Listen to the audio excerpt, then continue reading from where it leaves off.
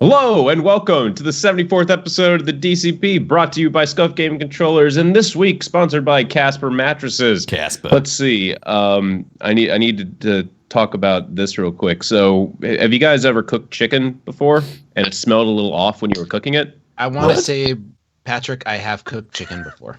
Okay, yeah. So it is a staple Like along with beef, chicken, fish. If it smells off, don't eat it. Yeah, well, that's kind of my a good idea. That ship has sailed, Briar, because I took the chicken out of the fridge and I could already be like, this smells a little off. And then I opened it up, I'm like, this smells a little off. I checked the date, and like, that's expired. And then, Seems a little off. Why'd you and cook I cooked it. And then I All cooked of it. these signs that you should probably have thrown And it then away. even after it's cooked and spiced and, I salted a little more and I overcooked it, it's like, it still smells a little bit off. I better taste it just to really make sure. I'm like, this tastes a little bit off. Nope, still added some curry to it and put it on rice. And I'm eating it, I'm like, yeah, this still tastes a little bit off. So we're gonna see how that goes over the next 24 hours with me. Oh, this just happened? Oh yeah, this was like this was dinner 10 minutes before the show. Before we gosh. Do you think you might have to have an evacuation? Evacuate. E. coli takes roughly around, for chicken, it's going to be about 2 to 3 hours. Well, let's hope it happens Oh, during good. the We got plenty of podcast. time to do the show then. Yeah. I hope it happens works. during the podcast. That would be But post-podcast, you're going to have a fecal fiesta. plan. Fecal fiesta. Yeah. It's Thursday. Destin, thanks for joining us. Yeah, buddy. How's it going? I'm glad we started this conversation. Our guest today is Destin from IGN. Thank you very much for coming on, man. Yeah, of course. Good to see you guys again. We have a little last time we got to work together was during the I believe, Briar, wasn't it the podcast showdown? Wasn't that the last time we got to work together with Destin? You were No, as I a think we group. did. Didn't we do a raid together? Hmm. We did. I know Pope was Max yeah. together. in San Francisco and on the show though. Oh, okay. Because I'm just remembering Pope's been on. hashtag undefeated. I was that's the only thing that's stuck into my It's the only mind. thing that you can remember. On Yeah, the- was it before then or based after on then? one thing that you barely won. A Well, win's a win, right? a win's a win. Yeah. Barely means nothing. There isn't room for W. By the way, it was just a one small little thing that made the W happen. It's just the W. It's one character. That's all you can fit in there. Name the second nation to land on the moon. Was there? I don't know. Probably Did not. it even Wait. happen? I mean, I don't. who knows, right? So that's my point. We are I do- hashtag Had undefeated. more style when they landed on the moon. Well, I wanted to thank you for I've been on Fireteam chat, and this format is a little different than what you guys do over there. You jump in and do the news, and we kind of blather on for a little bit about chicken and It's very important. I'm a stuff like that. taskmaster at IGN. No, Yeah. it's actually a result of like studio space time, and because we have a bunch of people that have to be booked, and I have 2 senior level people on the show. I'm a senior level producer at the company, so there's a lot of other considerations at IGN that I need to worry about. So that's part of it. Well, And so I'm you- totally throwing shade at you. No, I'm just kidding. we put out for what Dustin's talking about. We put out a request for Twitter questions, and there were several comments that went in and say, give it to him, Pope, and like, why is Destin throwing shade? And we are like, we're good friends, and when you came on the podcast on the Skype call, I was like, hey, apparently we're angry at each other, like we're having like internet beef, so. That happens often with me. They're like, why are you mad at T-Rex? And I'm like, T-Rex, we're mad at each other? Like, what? So everybody Don't get it. go over to T-Rex channel and say Destin is talking crap about you on the podcast, dirt. and let's just get it going. Mad. Dropping some heat. He's You dropping should go heat. in there and see what's happening. Woo, it's crazy. It is on fuego. Destin, Yeah, I'm really excited to have you on this week because I'm a fan of Fireteam chat. Yeah? And I feel like you are my soulmate in the quest for more vault space. Can you tell me how many days it's been? 1,269. Wow. I looked it up for the show, and somebody asked me on my stream the other day, and I'm like, I think it's been 1,267. And then I'm like, oh yeah, that's actually, I kind of know now because I just count from the last time I did that. It's like a prisoner making checks on the wall. Yeah. It's like how many Yeah. days. Soon have been- I'll be able to get that of the second highest Luna or whatever. That's Destiny 1, but whatever. When did you guys like come up with Fireteam Chat? Because there's not too many podcasts like that on IGN. When how was that idea formed, and how'd you get it going? So it was me and Jose Otero. Jose now works at Nintendo, and me, him, and Alfredo Diaz would regularly just be talking about Destiny, talking about what Zur has, just conversing about the game like you guys do. And we were like, maybe we should try this as a show. Like, we're spending 15, 20 minutes talking about it anyway. Let's do it in front of a camera. So we started doing it. Jose was also running NBC. He was a fantastic host when he was with us, and is doing fantastic things at Nintendo now. So we started doing the show, and quickly Jose's like, hey, I can't do 2 shows. And I ended up kind of taking over as lead host after a while. And it was very successful for us, and has gone on to continue to be successful as a product for IGN. I'm very proud of it, actually. It's awesome. That's awesome. Yeah. It's a good show. I don't know how you get a whole show done in half an hour. We can hardly get the show started in We can't even stop talking about chicken. We can't even get onto the Destiny part in 30 minutes. That's crazy. That takes discipline. I've been on your show, and when I drove, I live in Oakland, and I drove over to the San Francisco studios. I've been on podcasts for years now, and I gotta admit, I was a little nervous. You got that space. Being in that studio space elevates things a little bit. It feels I'm in my living room. We're on Skype. I feel comfortable.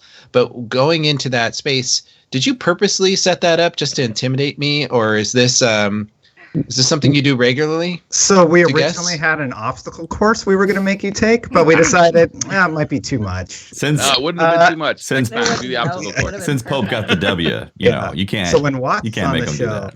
no, just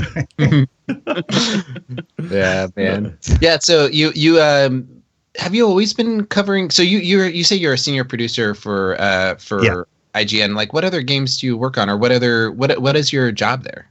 So basically, I'm senior features producer. I've done a few series while I'm at IGN. I did a series called, what was it, Versus back in the day when YouTube had annotations. People would watch our main video, and we would present like Battlefield versus Call of Duty. We say our piece, and we let the fans decide which one they actually prefer, and they would vote with their view. So they would click the annotations and then cycle back to the main video through 3 categories. That was just something I developed using the annotation system, and I really had fun with that. Then I did a series, How Scary Is, and then they're like, hey, you're making a lot of good high view features for us. Oh, by the way, How Scary Is just like a feature where people get scared at games, and we kind of cut it all together to tell the story of the demo or the section of the game that they actually end up playing. Yeah. And it's really fun. People get absolutely terrified, and it's great to watch. Paranormal Activity is my favorite one because it was when VR was early, and it was terrifying. So, that sounds amazing. That's cool. Yeah, my role now is I manage a small team, and we capture gameplay. We do first 15 for like every game, which is like the beginning minutes, the opening minutes of a game. We do many features. Like right now, we do Fortnite updates for all the patches. Fortnite, what's that? It's this little game that that? you might have heard. Some people might have heard of it in chat. I don't know, but it's a battle royale game. Battle Royale. Battle Royale. Like in the movies? Yeah, yes. It's a lot like the movie. Funny you should make that comparison. I'm titling this podcast like Fortnite Battle Royale Player Unknowns. Just I got to get all the keywords in. Got to get those clicks up on YouTube. I think the hip kids call it PUBG. They don't call it Player. I know. They don't call it Fortnite. They call it PUBG. They call it Fortnite. Everything's PUBG. It's like ordering a soda, order a Coke. Oh man, really typing right now. It's got some. Fortnite's got some legs right now, right? Like, how much of their studio? Like, are you guys starting to direct attention to it? I mean, one of the guys over there used to work at Destructoid, so a lot of us actually know him because he's from the media side. So we talk. It's Nick Chester's over there, right? And we just, hey, you guys had an update today. What's up? And we did a bunch of coverage with him. Like Brandon Tyrell actually did a bunch of Fortnite coverage with him before the full game came out, just about the base game or whatever. And then they launched their Battle Royale mode, which of course blew up and has been huge. So Yeah, I mean, we pay attention to it. Nick's very easy to access on email. And the Fortnite team is actually pretty small, so they're super stoked that their game has been doing so well. And it's kind of awesome to hear that. Well, they shut down another game that they were really supporting. Paragon. Yeah, Paragon. And I think during the announcement that I read about them shutting it down is because Fortnite was starting to steal away like the time of that Paragon staff. They just had to commit more and more assets to the Fortnite production team that they eventually and they did something that I thought was crazy. They reimbursed everybody for purchases. Yeah, That's Steam crazy, purchases and all that. Yeah. I The spent game, a lot of money Yeah. on that game too. Yeah. all of it. So do you think they really needed to do that? I don't know. I mean, it's crazy. I don't know if think they it's needed just- to, but yeah, if Paragon it's- wasn't making money, then why continue devoting assets to it? And no, they didn't need Right. to do it, but it's kind of cool. It kind of just seems like Epic does stuff like that, right? They're really does engaged Epic with their stuff? community, and they're really up to par with putting out those updates. They're kind of setting a new standard They of are. gaming when it comes to updating your live game. Yeah. Because now people look at Fortnite and they're like, "Well, why aren't you doing that?" Yeah. Yeah, So they were they're putting kinda out setting a new they were standard. putting out that jetpack, something that is unprecedented that I saw. They had plans and for a release date of the jetpack, Mhm. and then based on fan responses, they just said, "Well, nope, not happening." Instead, we're going to They these other did that things. with skill-based matchmaking. They were thinking They about doing did, yeah. that. And People then were like, "No." everyone was like, "No, don't you dare!" They updated their console game from 30 frames per second to 60. They're That's doing That's so it. Looks good. nice, guys. It really does. Like on a console, on a I went from my PS4 to my computer, and it looks pretty darn close. Yeah. They're doing some amazing stuff. I mean, obviously, Epic makes the engine. So Epic internal Right. develops the Unreal Engine, which obviously Fortnite is built off the Unreal Engine. So they have, I would imagine they have a next level tier of support that they can be like, hey, Oh, yeah. how do I fix this, so on and so forth. So the comparisons of other games is a little unfair, but at the same is. time, Sure. it's 2018 and there's been a lot of game engines developed out there. And why not take advantage of the technology so you can have rapid development and pump out those updates? And your fan base tells you, they say, hey, we didn't like that. So then, and they've responded and been like, okay, we're going to change that. Yeah, they're doing really well. Well, So- and go ahead. I saw somebody in chat just now say gamers don't like companies that try and hide things. This is going to be a new economy for game developers. I missed your name, sorry, but I think there's definitely going to be a shift in thinking. I don't know if I agree with that statement or not, but there's definitely going to be a shift in thinking with how development is handled after the success of all these games. And you see more transparency from Phil Spencer at Microsoft. Even Bungie is working to be more transparent with their development cycle. And it seems to be a winning strategy for companies because you get, I don't know, I appreciate that they're more open with their struggles with development and their challenges of having to update their game as opposed to locking everything down. And that's a big shift, even especially at a company like Bungie, who's for so long just been like, this is how we're going to do things, Yeah. and Yeah. they're changing for the better. Well, I've noticed that just recently, I mean, ever since, well, first we didn't have that conversation before we start getting into the TWAB. Speaking of Bungie's communication, is it a TWAB or is it a THWAB? Oh, it's TWAB. It's a TWAB. It's a Yeah. TWAB. I'd say. Are we all in agreement? It's borderline. It's not a. No, it's good. It's not a TWAB with a capital T. There you go. Good. I like it. It's like Nobody's um, mocking us in the TWAB. It's not all caps. It's Yeah. capital T, lowercase W, capital A. Right. There's a mixture of some capitals in there. It's not like all capital TWAB, right? It's like Umba. Yeah. So anyway, like speaking of like communities, gaming communities or games speaking to their community, the TWAB came out, right? And did you guys have a chance to read it? Yep. Did? All right. You want to jump right into it? Let's Yeah, do it. sure. All right. Briar. Well, the first thing they did is they announced Iron Banish coming out next week, Tuesday, March 6th, and it'll last till Tuesday, March 13th. They showed off 3 new weapons that will be available. One is the Reskin Suros, It's Yeah. it's a pulse rifle. it's a reskin yeah. Lincoln. Just kidding. It could potentially be the Hawksaw. It looks like the Hawksaw. Yeah, I mean, I don't think any weapon can be the Hawksaw with the current way the don't sandbox ruin works. I'm my saying this is a Let her Zero dreams be pulse dreams. rifle. It's Let her gonna swim. be great. Yes. Let those dreams be dreams. It does look cool. Yeah, so they're reskinned with the Iron Banner thing. So you know, like if you're bored of reskins right now, nothing's changing. They are new weapons though, so that'll be fun With for people different who like to collect weapons. Stats. Right. They also kind of talked a little bit about the changes they're going to make in Iron Banner. Now, these changes are not going to be, as far as I can tell, because it's not. No, it is clear. 1.1.4. So these aren't going to be in the next Iron Banner. They're going to be in the Iron Banner moving forward after March 27th. Is they're changing Iron Banner in some of the rules. So they're increasing the team sizes to 6v6.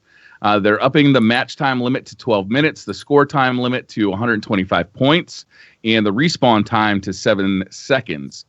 All control zones start off as neutral. That's different than regular controls where A and C are both already capped. Like Control D1 zones take control. slightly longer to capture by default, and additional guardians, a max of 3 in a zone, increase capture speed, and guardians participating in a capture get more super energy. It's D1 control. It's Welcome back. D1 Welcome control. back, guys. Go on. Yeah. Well, we should be clear that this isn't this Iron Banner. No. Right. It's Right. after So- We're update not getting 1.1. 6v6 So on we Tuesday. so we're kind of mixing up a couple things. Like this Iron Banner starts Tuesday, March 6th, ends Tuesday, March 13th. It's Clash. They've got 3 guns. They the potential of a Hawksaw. It's it starts.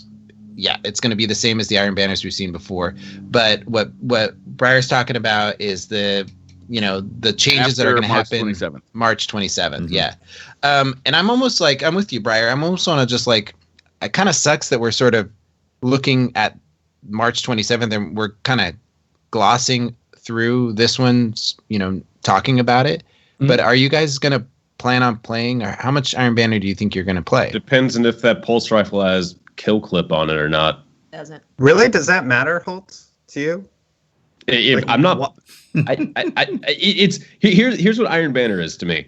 Hey, go play Crucible and you get some different weapons. The weapons aren't good. It's just go play the same Crucible that you're already playing right now. Light It's level not doesn't even matter. if they're good or bad. They're just more weapons. That are It's kinda more weapons with the same perks that we already know can't Yeah. impact the gameplay very much. So I am not interested in any of the rewards. If the gameplay is the same as the current Crucible, then I'm not interested in it because I hate the current Crucible.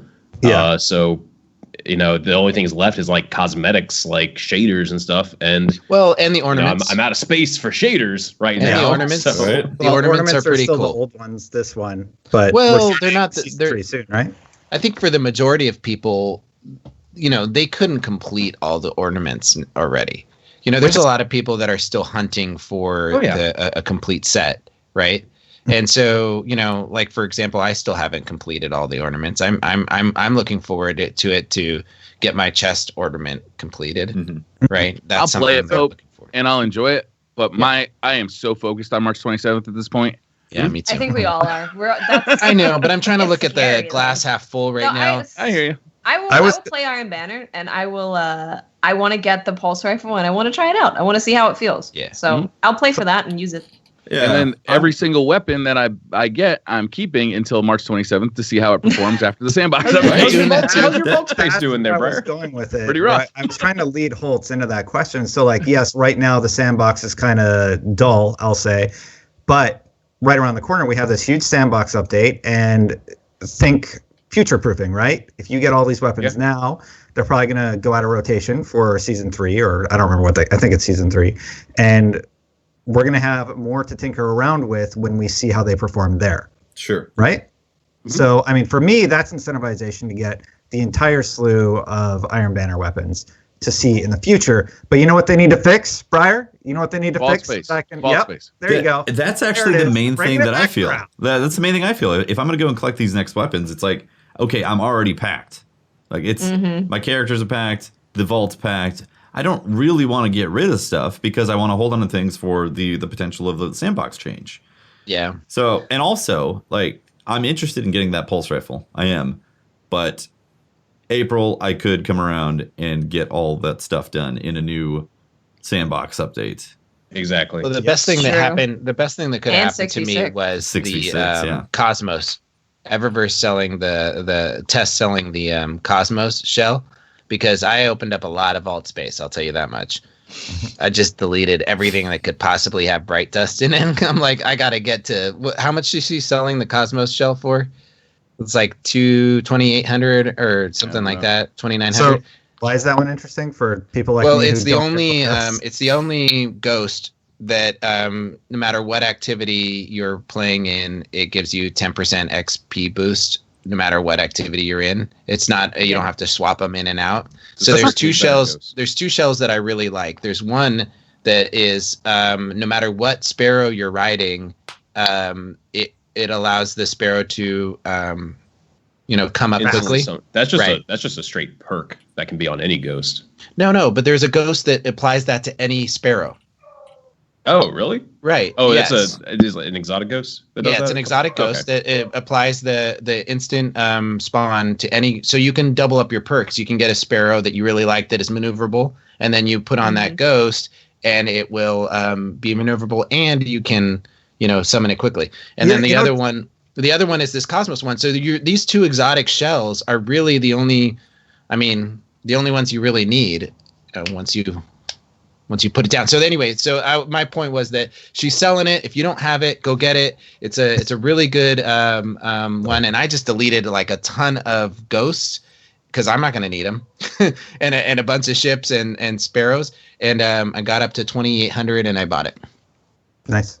The bike thing, like, that's really cool. Why not just, instead of applying that to a slot in your inventory attached to a ghost, why don't you just make all bikes appear faster or sparrows? Those Like, are the it's kind of only sparrows weird I that you keep have. are the ones that appear faster. I would have Yeah, no use right? for that ghost. Yeah, so that's kind of interesting. I don't know. I really design like the one where it automatically reloads my guns. Yeah. I use it all the time on Mercury. Gotta make sure you're Yes. locked and loaded in patrols, huh? Yep. Yeah, it's really interesting, the choice of perks. There's obviously one that dominates, though? and that's the summon. It's an interesting design choice, is what I'm saying. Uh, I'm being would say being it's critical of a little them more of a social for those people that are experiment. daft to the tone of voice. Yeah, the that, and I'm not talking about you, Brian. I'm talking about the people. Anyway, so it's literally like it would have been. So what other perks would we have wanted to have seen from Explosions from space. There you go. Every now and sounds then, the nice. magical space wizard that came from the moon Yes. sends I damage wanted. out. I would love one that Nuke. when you run over something, if you kill something with your sparrow, it Mario coin pops like- out of them. something, like bling, Yeah. like confetti comes out. I always like confetti. I always go My back Twitch to chat had a great idea the other day for Birthday emblem that counted how many people you ran over with your sparrow. Wait, Guardians? That's awesome, and I want it. I Right. want I it. want a ghost I want that that. can be used to increase my vault space. That would be amazing. I'll take Ghost Sorry, I'll Vault stop. extensions. That's 3. That's all I got. A ghost with a nice fanny pack, maybe. Yeah. There you go. Fanny Ghost. Beautiful. Wouldn't that be cool if you could actually collect components to increase your vault space? Like killing monsters to get a backpack? Yes. To create a backpack? That sounds amazing. I'm being serious. That'd be awesome if you could actually like that. Those are the things that Destiny's missing right now is the progression. And vault space could absolutely be one of those progression things. Because they just give you these 200 spaces that you end up filling up really fast if you play a lot of the game. And it'd be Do you cool think that would play out well, Tufty? Like, to extend it. do you think people would be mad about that in the long run? Like, oh, I gotta go do. If the quest line was fun though. Yeah, you see, here's fine. like the distinction. If you make quests like the exotic swords in D1, then people are going to grumble about it because you don't want to go and collect spin metal until you like die in your chair because of how much time and exhaustion of boredom happens from that. You want to have like activities and things to go and collect, and they could absolutely do that. They just have to apply that framework into it. Like, okay, I need to go to Mercury to get this. I need to go to European Dead Zone in this lost sector specifically and try to get this drop out of there. And these components that enhance the systems in the game, like vault space. Mm-hmm. We also got an actual update this week. The Nightfall scoring system was put into place. We got the new emblems. I like this a lot. Yeah, and the auras came with the emblems. Before we get to the Nightfalls, I wanted to ask you guys about specifically the Crucible emblem. So I was a little bit disappointed, and I know that I don't share everybody's opinion here, but I was a little disappointed when I got that emblem that it doesn't start from scratch when you obtain it, because when I got it, there was no grind for me to unlock the 1,000 kills. I was kind of hoping, oh, this is cool. Yeah. It's going to give me a reason to play Crucible, like something that I'm constantly grinding for in the Crucible. But I already completed it when I got it, and I was a little bummed about that. And it's a little, I agree with you. I concur, and I'm also confused as to why kills counted there, right? But then it reset your raid completions. Yeah, that's super weird. So no, it's weird. I was playing with a group of guys that have over 400 raid clears of them, and you know, hundreds of the prestige clears, right? But according to their player card, they have one. You know, like we played on the day that it was the reset, so it reset that count. But then for the Crucible one, like you're saying, Briar, it didn't. So it was a really odd. That's weird. Why would they wipe that? Maybe they so close. Check. Maybe they it's didn't so close to that something that me and Watts have been talking about for a long time. Is like that progression system for Call of Duty weapons, where you get 1,000 kills with this weapon, you unlock this skin. Like I was actually looking forward to that when I first heard about this ornament. That now I'm going to be working toward 1,000 Warlock kills, 1,000 Titan kills, and 1,000 Hunter kills to unlock those 3, ornaments for the emblem. But unfortunately, it's just already unlocked. I thought that was a missed opportunity there. Maybe they'll let you prestige. I'd be okay with that. Prestige. I want my diamond camo for my. And then it gets a different look.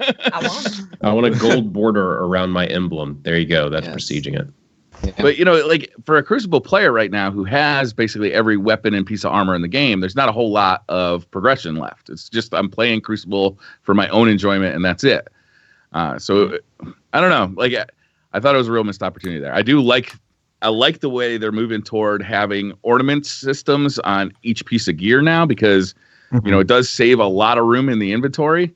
With the Iron Banner, I don't have to have 2 sets of Iron Banner gear. I got 1 set, and then a different look to it with the ornaments, and hopefully they just continue with that system. So I always am working off of this one set of armor. If they're not going to give us like 1,000 slots of vault space, then that's fine. I have one helmet that has 4 different looks to it because I've competed in 4 different Iron Banner events. Yeah. Aster in chat said that apparently Bungie clarified that they weren't tracking prestige events before this update. So maybe that has something to do with it, though I don't know his source. I don't know if somebody tweeted that or something and I missed it. No, I think you're right. I remember somebody it was being explained now that you bring it up. There's clarification. That's weird, doesn't there? Their API does it though, doesn't it? That's what I thought. Didn't. I don't know. It's weird. Well, and even the Crucible one where it says how you killed, how many of each class you killed. It just took they didn't track how many of each class. They tracked your total number. So what they did is they divided it by 3 and then gave the Warlock the odd number. So it always looks like you killed more Warlocks than anything else. Well, let's be honest. That's it's probably true. It's probably everybody wants to kill a Warlock. I mean, sorry. But I do want to say, I like that system, and I'd like to see them move forward with that. Is like continue with that emblem system where I can unlock different emblems by completing certain events. I think that's a cool system, especially for the Crucible, where there's just there's just no progression system at all right now. Like I just feel like it'd be a good, like Masterworks. I kind of like how I count my kills with my Masterworks in the Crucible. I think that's kind of neat. I'd like to see a reward when I hit goals, though. So just a general note about the strike update. I actually really, really like the Nightfall strike update. It's really fun to chase a higher and higher score, put it on the hardest difficulty, and just see if you can complete it or get to the end. I had a lot of fun doing that stuff, and I mean, we'll talk about it on Fireteam chat tomorrow. But one thing that they didn't do was clarify the point system. They did that in the update, so that's really good, about how many points you need to unlock all the tiers. So really happy about that, but I have to give them props on this one, that this is good. This is a good update. Yeah. A lot of people were They did talk about the commenting. points in the TWAB this time, Eight- though. 80,000 to unlock the top one is what they said. Right. in the Yeah. TWAB.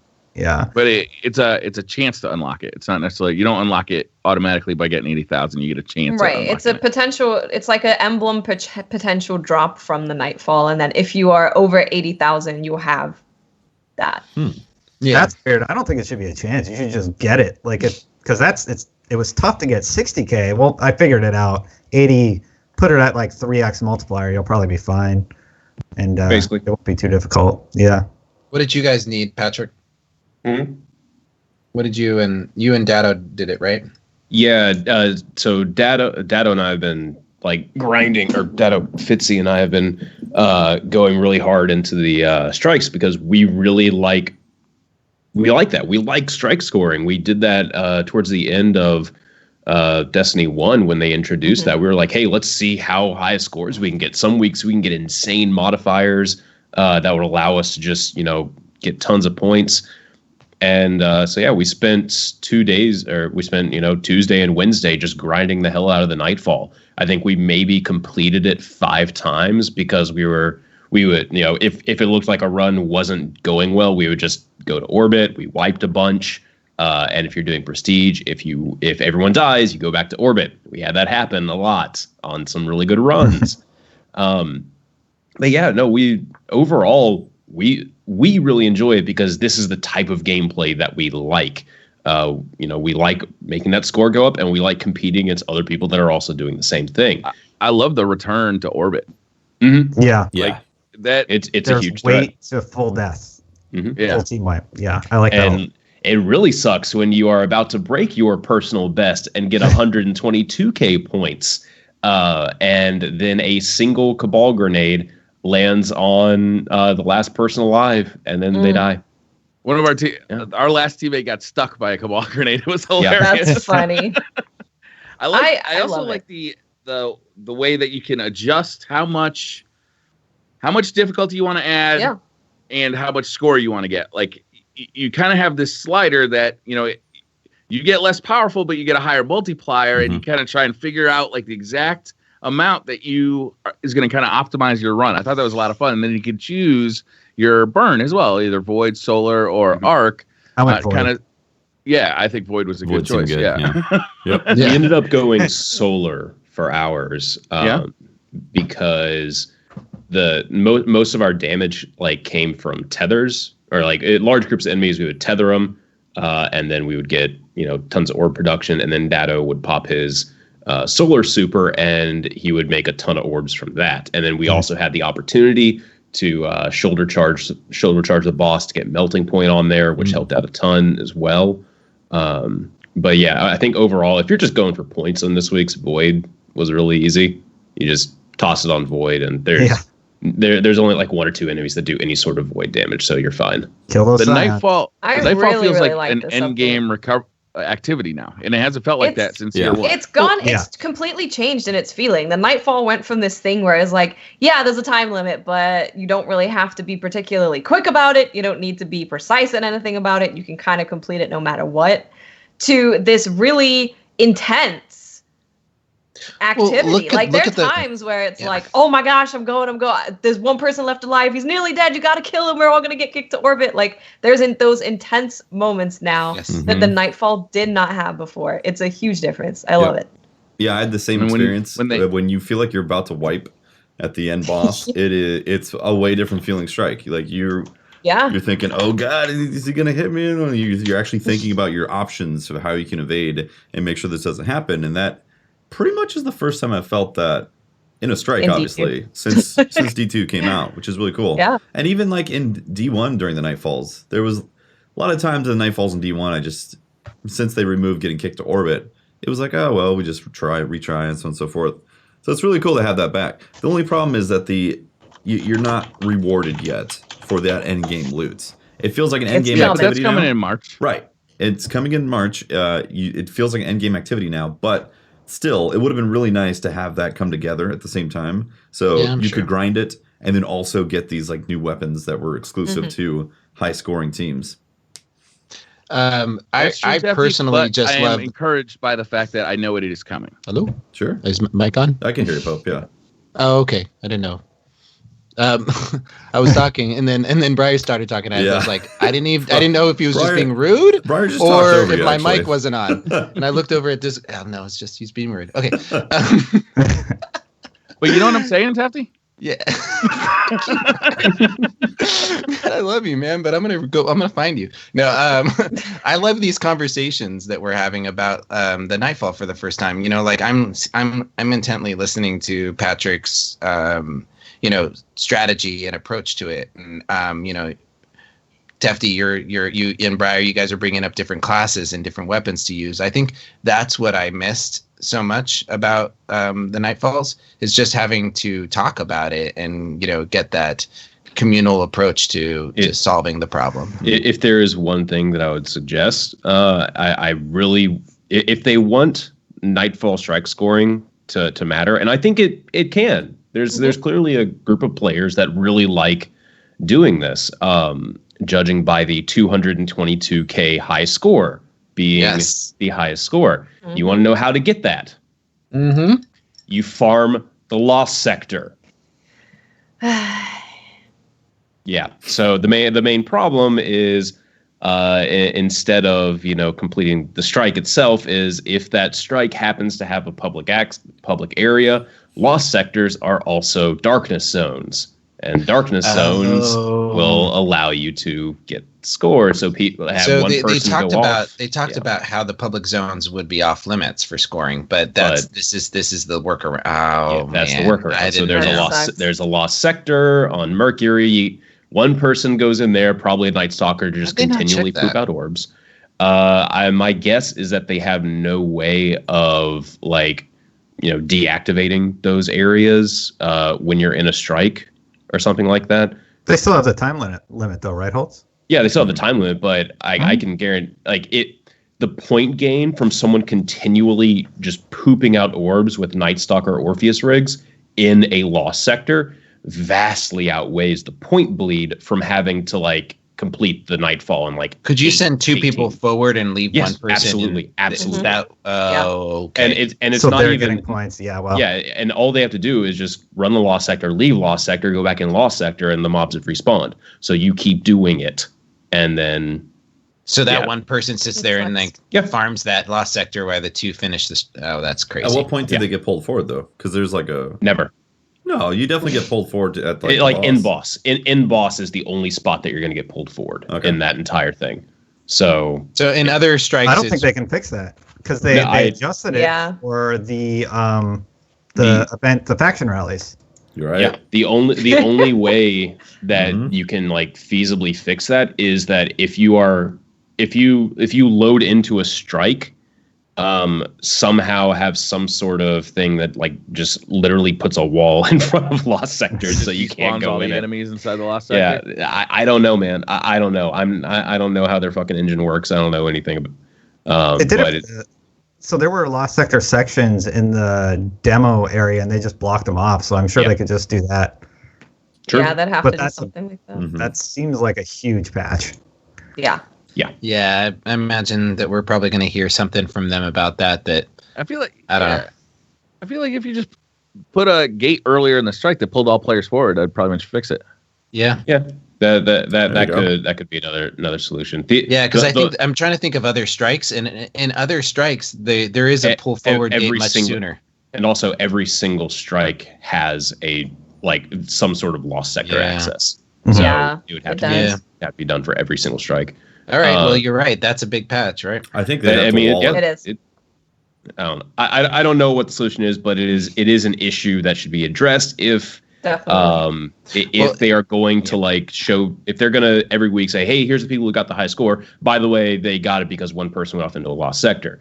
All right. There's always going to be that caveat. One comment I saw a lot of people say about the Nightfall is oh, this isn't going to bring me back to Destiny. And I don't think Bungie's playing the short game. I don't think they're trying to get people back today. They're making this update to coincide with a plethora of other updates. And I think their strategy is going to be to wait until fall and to basically relaunch the game. Yeah, I mean, no, I completely agree with that. It's all of these little changes leading up to having Destiny be the game that people want it to be. It's not going to be tomorrow. You're not going to, an update's not going to drop tomorrow and you're going to be like, sweet, back in Destiny, I love it. It's going to be a progressive thing. Even the 27th. The 27th is going to change a bunch of weapons, but it's not going to be like, here's a whole bunch of new weapons to go after and chase, or here's suddenly a progression system for you that's RPG elements. No, it's just going to be the sandbox gets a heavy makeover. Yeah, because we've done all the activities. We've completed everything. We've gotten everything from them. So, like, there's not much for us to come back to except to check out the adjustments that they make. But when those content drops happen in May and then in the fall, I think they're going to see a spike in May. But I don't think I think it's going to be sort of like Osiris was. But then in the fall, I seriously think they're going to plan like a major marketing push and a rebrand in the fall. Like, this is the new Destiny. That's what I think too. Whatever they do. That's really what I think. I think that's maybe. I mean, I've heard some conspiracy theories floating around, but I think that's why people are. What's that? That's definitely a tinfoil hat theory, right? And I to add on to that, it builds up to what people are saying why mods 2.0 got taken off, right? That it pushed was to September. And there's such a rebranding of the game that or the experience that mod 2.0 didn't fit into that equation. They're changing it that drastically. Some people are even saying that mod 2.0 went away because random rolls are coming back. I don't know. I definitely agree though. Like if people know that the old, like, you go on forums and you always read that, oh, this isn't going to make me come back, but everyone will generally come back for either a very large sandbox update, but the majority of the population that doesn't read about updates, that's unaware of it, they come back for DLCs. Like, large percent will come back for DLC. So if all this stuff is in place for a DLC, gonna have a greater chance of actually, retaining players. And those people coming back, they left at this one spot, and if they left, say, a few months ago, if they then come back in September, it's not only that giant update with new content, new guns, it's all this other stuff.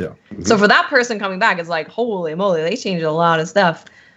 So a lot of people keep saying, like, I'm not going to give Bungie any more of my money, and the problem with that argument is you've probably already paid for the May update. And I've also heard that argument enough times that I don't believe you. I think if the fall update is good enough and people are talking about it enough, you'll be like, okay, fine, I'll check it out. And I think the anger levels will have subsided. Like, people are so in the moment online that they're just mad. And Bungie has to do a lot to get rid of that negative stigma that they have right now with those people. And they're not going to convert all of them. But if the fall update is good enough, I think those people will be willing to give them a chance at that point. It's just like the Taken King. There was a bunch of people who said they were done with Destiny, and then a portion of those people came back for the Taken King because they saw the changes, they saw King's Fall, and they were like, oh, I want to play this. This looks really cool. But also, there was a whole bunch of new people who didn't give the first release or vanilla a chance, and then came in during the Taken King and experienced Destiny. There's for a the lot first of time. Taken Kingers. Exactly. Yeah. That's what's going to happen That's in true. Destiny 2 as well. If they do actually hit it out of the park and make a really fantastic update that incorporates all these things that we want and make a solid Taken Queen type of thing with Destiny 2, then there's going to be a whole new population of Destiny players that are like, I came in during this time. I didn't know that there was bland loot. That's crazy. Oh. Yeah, most of these comments, by the way, are just from like my own streams, and I keep seeing a lot of similar conversations happening over and over and over again. No money, et cetera, or I'm not coming back for this update. So addressing them.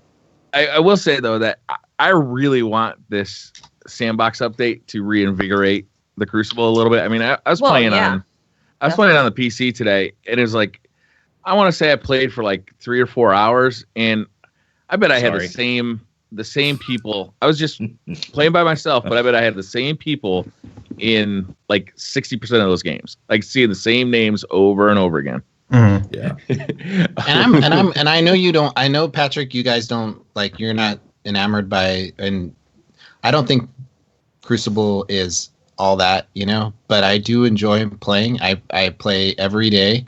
I come in and I play. I like to play and do my call to arms, and I enjoy getting that done for the week. That's just something that I enjoy playing. I don't play excessive amounts of Crucible, but I really enjoy it. I think it's fun to go in solo and try to. Dude, I'm happy you enjoy it. Like, I mean, I have to me, no problems with it someone could be better. enjoying a game. But no, I know. But I'm at the same- angry that he enjoys it. Yeah. So mad. Stop liking this thing that I dislike. How could you I mean, it could be possibly better. enjoy something that I've grown disdain against? No, I the reason I was laughing after Breyer said that is because when we logged in on Tuesday, it was Dado, Fitzy9, a Fireteam, and then like we started doing the strikes, and they were like, "Oh yeah, let's test out the like tower chat feature," and we loaded into there. That was so fun. Yeah, that one, I like memeing. I like saying, "Did someone say Thunder Fury, Blessed Blade of the Windseeker?" Like this is trade chat in World of Warcraft, and then people actually getting the reference. Oh my god,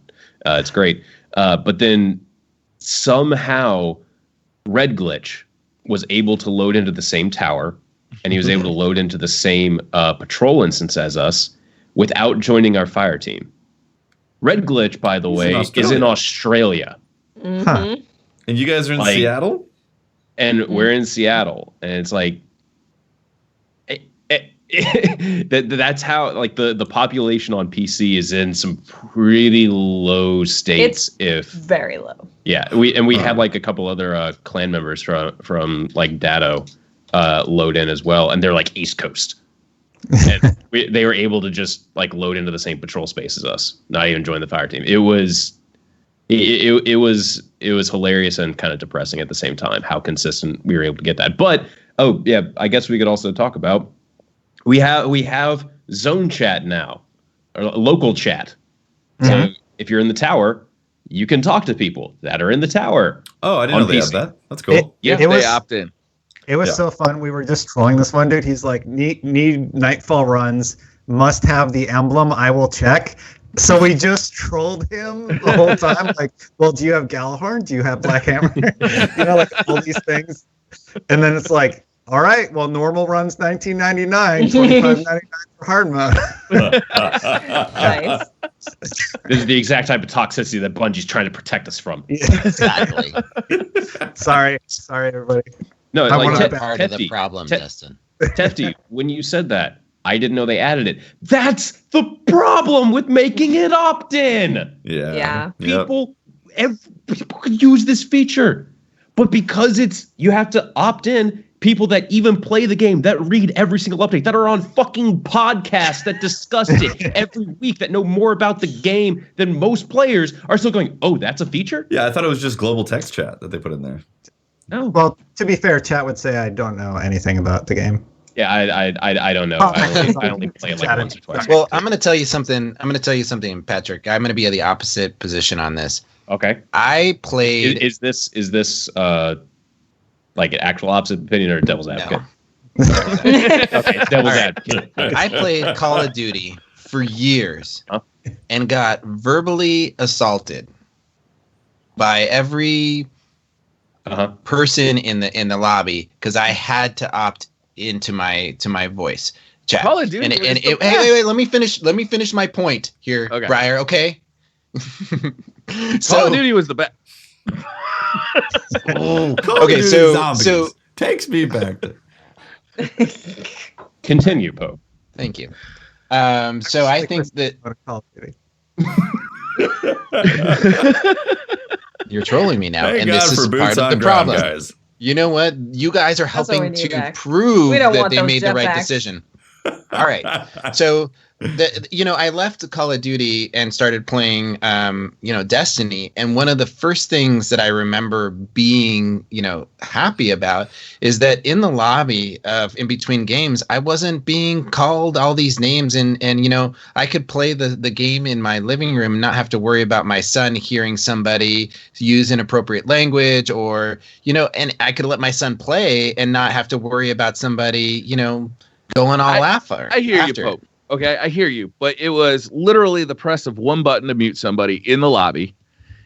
You could opt out of chat altogether in the settings.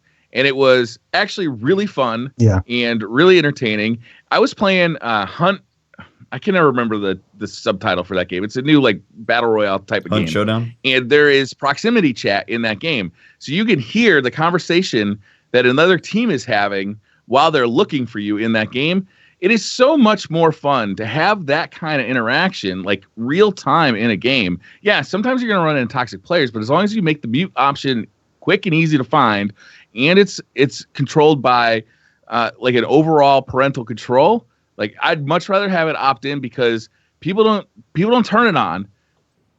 They just don't. Yeah. But it makes games so much more rich an environment when it's turned on by it's default. way It's easier so fun. to just hit options, audio, mute the external people or whatever. Like it's or And mute that's what I the did one in guy. most games. Yeah, It's same. Like if I didn't want to hear it for anything, I would just turn it off for all voice chat. Yeah. Like I just don't want to hear voice chat. Well, If in I my wanted to mind- mute one guy, I could just mute one guy. I feel like having the option to completely opt out is fine. They could put that in there. But having you automatically be in, I think is But is Watts, better. it breaks the game fantasy, of all these But no people one's being. talking, they're Hey, typing. look, all I'm saying They're is not that even these talking. people have, Yeah, they're typing.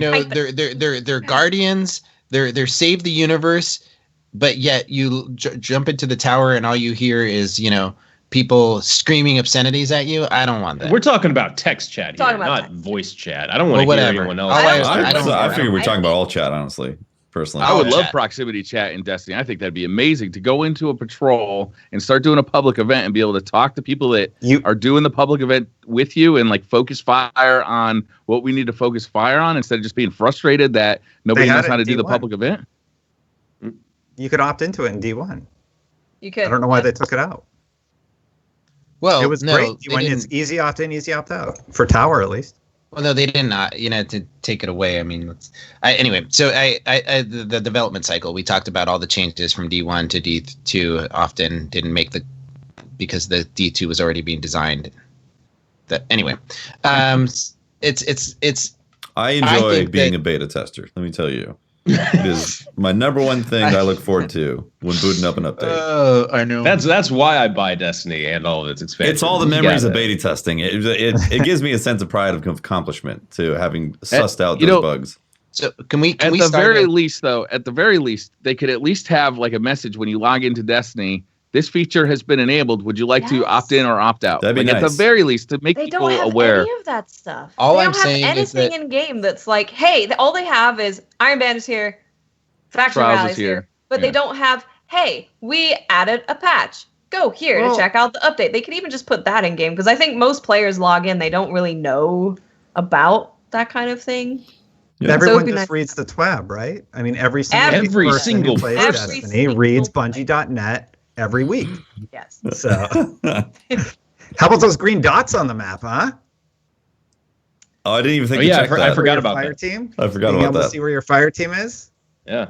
They're just that- like green circles that move Yeah. around. Good. Hey, it's something. It would be better. I would love for those green circles to have names underneath them so I could know who is where.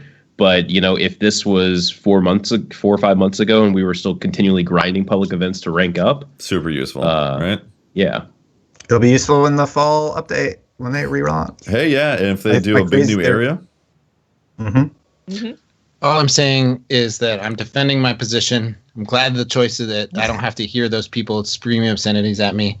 If you want you do that every week. week on the podcast, though. All I'm saying is Scream at that you. you guys need to start a campaign. Let's start it right now. Hashtag opt-in, right? Already opt in. But whatever. Hashtag, talk to me. Whatever you want to start it. Let's start an awareness campaign. So all you people that want to talk to each other can just activate it, and you'll be fine.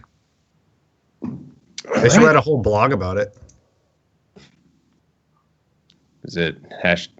What? So what would that Flop. hashtag be? Never mind. Call it. We'll call it hashtag, Tower Talk. I think we got to There you go. spitball some more ideas about this hashtag, man. Why isn't Yeah. our podcast I'm named not Tower solo on Talk? this. We should be Wait, Tower I thought Talk. there already was a Tower Talk. podcast. I did Tower Talk on Planet Destiny. Oh yes, that was it. That's Taffy's thing. Yeah. That came and went, guys. It came and went. It's gone. So if no one's using it, we could rename this one to Tower Talk. Totally better than Destiny Community Podcast. It's easier to rebrand though, right? And then we could call ourselves the Titties, because TT. Yeah. Yeah. Dig it. That's exciting. New emotes. Yay. New There emotes. you go again, being toxic players. I don't want to hear that stuff. And, then you can just turn it off. That's what just turn it off. Turn it all off. All right. For the record, I agree with you. I think the parental control settings could be much better on PlayStation and on in games in general. Now that my son is old enough, he's 10 and he's old enough to play games like Destiny. I look for parental control settings, and I just don't see them. And you think that if gaming consoles specifically, like they know they're marketing towards children, because obviously PC Master Race is for adults and consoles are for kids, right? Is that clearly the way I'm supposed to? That's why no one's playing on PC, because all the adults are at work. Yeah. They should put something on the box, really. Like a warning, like a label. All I'm saying is that they need to. They're gonna say it's got microtransactions in it. No, it's going to say purchasable Gambling. things. Is that nice? Like if it's vague for everyone, they can say like Has plus I don't know. in-game Maybe you purchase. just use the first letter, Or a like E letter. or something. Yeah. Like teenagers could have a T. I hear some these are really good ideas. We should really make them happen. I'm gonna Like write an organization. I'm gonna write There's this about it. Start an organization for it. Mhm. Yeah. definitely. Okay. Well, do you want to? We hinted last week that maybe this isn't the right time, but we hinted last week that we had some big announcements. One of which we can't talk about, and one of which we can. Yeah. First off, the one thing that we need to talk about. Wait. Do I need to lie down to take this kind of advice? Yeah, or you should I really be should. standing up? You really should. And if you need to lie do down, I need to be comfortable? yeah, you need to How lie comfortable? down and be comfortable on this week's sponsor, which is Casper Mattress. Don't lie down on them. Lie down on their product. Wait, what? Okay. Especially after it gets shipped to you. You don't want to sleep on this deal. No, don't sleep on this. Don't sleep on this. Don't. Briar, deal. No, you should. Unless You're it's on doing a all the ad comfy reads from now Casper on. mattress. Don't sleep on this deal. I love it, Briar. You're hired, man. Oh, You're fired. Briar, finish it. But wouldn't you want to sleep on? I mean, You want to sleep on a Casper mattress because you spend a third of your life sleeping, so you should be comfortable while you do that. True. Right? Yeah, I Right? agree. Yes. I like Yeah, being I comfortable. agree. No they're- arguments, Patrick. Their products have very affordable prices because Casper cuts out the middleman and then sells them directly to you through their website, casper.com/DCP. Okay? And if you use promo code DCP, it's like $50 off select products. I'm messing up my ad read like I normally do. I'm That's okay. extremely professional. Don't worry. I'm what so was that like great. again? Doing great. I'm typing it in. Yeah, I'm curious. Casper.com, CASPER.com/DCP. The original Casper mattress combines multiple supportive memory foams for a quality sleep surface with the right amount of both sink and bounce, and they offer 2 other mattresses so you can find the right fit for you. They have breathable designs, and it helps you sleep cool. And bounce. Sink and bounce. This Yes. couple in their ad looks very comfortable. Well, I mean, That could be you. I'm thinking about this, and It could also be I'm thinking comfortable. about these qualities. The sink to bounce ratio has never been more important when you sleep. I mean, if you think about it, that's like the defining characteristics of whether or not you get a good night's sleep. I mean, Isn't that that's- different for everybody though, too? Like whether you want like a Right. firm bed. Well, I or- mean, but That's why they offer multiple products, so you can find the discover right fit for you. Yeah. what if you discover the purchase perfect one and it's experience. not the right mattress? If you purchase one and it's not the right one, then you have a 100-night risk-free sleep on it trial with hassle-free Risk-free? returns. Yeah. Yeah, risk-free. sleep good on that risk. If you're not completely satisfied with this product, Mhm. you get free shipping and returns in the U.S. and Canada. I mean, you That's could even amazing. just get it for like 90 days and then just return it. And just be like, Yeah, That's- what if that you was the just best kept- 90 days of my life. Probably You're the best. not something you should say in an ad read, but hey, Not advisable to keep on I'm not rotating. involved with the ad read, but these prices seem pretty good, actually. Yeah. They are really they? good. They are. I mean, They have over 20,000 reviews with an average of 4.8 stars across Casper.com, Amazon, and Google. It's the internet's most favorite mattress. All right. Did you say it's used by internet professionals? Could you say that they're Content creators. And content creators. I mean, Dado has one. So And, Dado has a he is an internet professional and content creator. I helped him set his up. It's like we got to his apartment and there was already like this really kind of smallish box. I'm like, the hell's that? He's like, oh, that's my mattress. Oh, that's cool. crazy. I bought one And then, too. Yeah. They literally like they expand like some sort of like chia pet or something. You know those little science Memory foam? experiments where you not a chia pet, but those like little the dinosaurs. Yeah, you put them in Yeah. water and they're Yeah, like. and they go, But So you Joshua don't, and you don't Spencer put this in Henry water. From You Apache just- Junction, Arizona, say unbelievable, 5 stars. Wow. well, don't believe us. Unbelievable. if you don't believe It's us, unbelievable. all right. The well, comfort of this mattress is incomprehensible. Casper.com/GCP. Use promo code DCP. You get money off. You get it for cheaper. Hey, you get Great. it for cheaper if you're in the need for a mattress. I'll have select products. Yes. On there. It's select. Got it. That's awesome. Thanks, Patrick. You did a great job there. Yeah. If anyone wants to see the definition of a train wreck, But that's kind of what we are here for. That's- like, that's our that's shtick our with that. shtick. that's think our shtick. about It's a like, comfortable train wreck because Yeah. you'd be on the bed, Right. you know? Oh, You'd that's to say. It's you'd be like, God, I can't believe this is happening right now, but I'm so comfortable. Wow. Well, we need a thumbnail for this podcast, so everybody lean back like you're laying in a Casper mattress. Ready? 1, 2, 3. Perfect. This is how I sleep. I sleep with my eyes open. You just look at That's- your But eyes it's open. very comfortable. That's creepy. Is that so you can see the ghosts? Yeah, that's right. Oh man. Actually, is. But you do the All right. podcast like more often. Except we can't really hear you. All right, Get 'em to Patrick. the mic closer. No. Yeah, we've got some other cool announcements to make, but we can start that a little bit later. Or we can do that now. Can I do Twitter questions? Let's we do didn't that. talk about Rumble. Oh, yeah, Rumble's Oh, coming. we've got a lot of stuff to talk about still. Let's go. 8-person oh my God, rumble. MTash is Rumble MTash is like coming personal back, and like it is playlist. 8 players. Also, 8 they player- mentioned that assists are not going to give you any points, so Right. you have Oh. to get the kill. Old get your point in Rumble. old school point scoring. Yes. Yeah. You get the kill, so you can get the hide in corners and steal kills all day.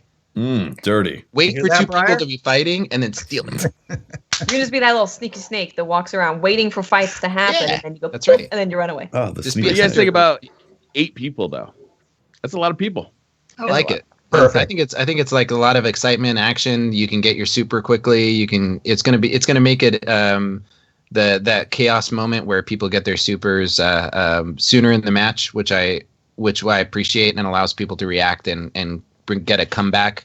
You know, if they after the super rounds, or the super rounds can instigate a you moving up the leaderboards quickly if used properly. I think they shouldn't stop at 8. Just add more. Go 20. 100. 100. Go 100. 100 people. And maybe 100 like on a larger scale map. Yeah. Like the EDZ? Oh. Where the Drop them to the No, EDZ? for real, no. I don't actually want that. Because I don't think Battle Royale would work with this. 100 well. That'd be 100 person rumble. I think that peer-to-peer network would go down in a ball of flames. Actual flames.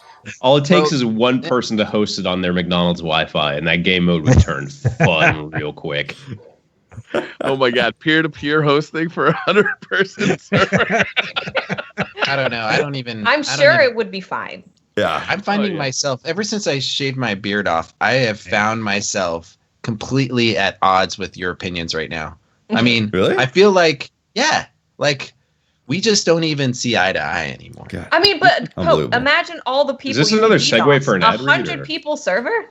You could DDoS 99 people. I know that's the fun How of the exciting. internet. I That's mean, exciting. you guys were. I'm getting conflicting messages here. You want people to be able to troll people. That's fun. but Yes. then now you don't want to be DDoS. That's also fun. Well, you know what? Right. One can be all good DDoSing. fun. The Right. other's a fucking federal crime. So you know. All right, you guys No. make up your mind. All right, you can't have your cake and eat it too. That's all Yes, I'm I saying. can. Oh, wait, God, that's don't. the Oh, purpose. no. sorry, I forgot to bring this one up. You Don't. can't, Patrick. I- You can't have your cake. You can't eat it too. I gotta Yeah. say, I am a little disappointed that it's going to be at a rotating weekly playlist with Mayhem, and soon it'll be. It looks like Doubles is coming into that, Yep, and yep. Iron Banner, so it'll be like 1 out of every 4 weeks. I'll get to play Right? some Rumble. Like, why not just I keep do- Rumble in there? Because people want to go in free for all. right? It's- Maybe when more people start playing Destiny, they'll be doesn't- like, sure, let's add it in. Because they're like, the twat entire says that it keeps- population they keep of it PC fresh. fills one Rumble Is match. it can fill up half a Rumble match? Half a Rumble I match, yeah. don't think. I think they should have left it. I think it should have been its own playlist. Oh my god. Yeah, they should just add a little bubble at the bottom that says Rumble, and then you have the weekly featured one, because a lot of people like to go in and lone wolf it for a bit. Like, you want to warm that's How up? the about thing. this? Yeah. Yes. How about this? Combine all Okay. the DLC Crucible maps Right. into the playlists for quick play and competitive. Okay. Give everybody those maps for free, whether you paid for the DLC or not, to consolidate those playlists and the population, and then make a third playlist for Rumble. I like it. No, I need. They also hinted at doubles, and I want doubles. I want don't mind doubles, 66 permanent. but I don't want it as Control, consistently totally. as I want Totally. Rumble. Rumble is the game mode that I can go into by myself and not have to worry about having shitty teammates or getting put into, getting set up against a squad. It's just it's easy, it's relaxing, it's low stress. I like going into Rumble. Briar, Just I get got your an idea. shotgun, hide in the corner, you're set. I got an idea, Briar. Okay, you ready? Mhm. I'm redesigning Crucible right now. I already did that. I just solved the problem. I'm doing it again. All right. Waste your time. There's no competitive. There's no those playlists don't exist, right? There is one called Clash, right? Oh. And all the maps are in there, and you can play Mhm. Clash if you want. And there's another one that's called Control, right? Right? Just the playlist. It's called Control, and you can play You're getting a Control little if too you crazy, want. Pope. I know. This is Hold with me definitely here. It crazy gets talk. really This complicated. is out of my comfort zone. Then there's a Rumble, right? And I don't see stays- how this is gonna work. Next thing, I don't think anyone Works with a does game that. next that thing has you a know, he's going to population. say private Player. matches on the bottom. And I'm going to be like, this is impossible, man. Wait a second. You guys got to follow me here. Then there's doubles, right? Right? No, you lost me. You lost me. I don't understand. You guys, I don't even understand this. I shave this off, and then you're dead to me. Like It's like I'm just gonna talking drink to a my much coffee. less intelligent person than I was talking to just last week. That was all that Hey. all your IQ was in the beard, wasn't it? The brain, I'm telling it- you, That was I- the my- true flesh beard. Yeah. right my there. daughter All doesn't the brain matter was in there. recognize me. Like she looked at me and she was like, started crying. It's crazy. I started crying too, but I wiped away enough tears so the podcast could go on. Oh man. They were tears So of joy. I hate to say this, but do you guys want to know why I shaved my beard? You know. Because your You baby kept It had lice and it was threatening the life of your newborn child. All right. So Cheers. I it goes back to the point where I think that, you travel. You guys travel, right? Destin, you travel a lot. I've never traveled. So Sorry. I'm 40 I'm always years going old. to troll its opportunities. I'm just can't 40 help years it. old and I've traveled most of my life, and I've never ever been pulled into the security lane, ever. Oh. All right. I grow my beard out, and every time I travel, I get pulled into the security lane. Huh. All right, and searched. They don't profile Interesting. people. I don't think so. Oh no, So- they definitely do. They absolutely. So I was going to go get my passport, and we're going to be doing some international traveling this summer. And I'm like, there's no way I'm going to have on my passport this big beard. From my experience, all I'm going to do is just get flagged everywhere I travel. So I went in, I got that photo that's on my Twitter account is my passport photo, and it was taken purposefully not to get flagged. But I- Pope, won't you miss the extra attention? Yeah. I don't like rubber Have you gloves ever up my thought that maybe penis. they pulled I you just into don't there? think that that's like. So They're they not could doing it touch right then. you? They don't. They're not doing it because they think you're dangerous. They're like, that's a sexy Pope beard. We Right. need that Pope beard in here. I gotta touch it. I want to see what's in there. They're not touching That's my why they're beard. doing it. They're not They touching my censor- beard. They're Are they touching you in other places? Were they They're touching searching your Uranus? All I'm They're- saying is they're searching. Because They're not supposed to do that. They just think Yeah. you're hot and they want to touch are you. you That's sure all you're it at the is. airport, Pope? It's Was a he in compliment. uniform? Or was this just a guy? I want to be honest. It's I just am Sorry, I not- might have been in the I might have been in the airport bathrooms. I'm not sure. Oh boy.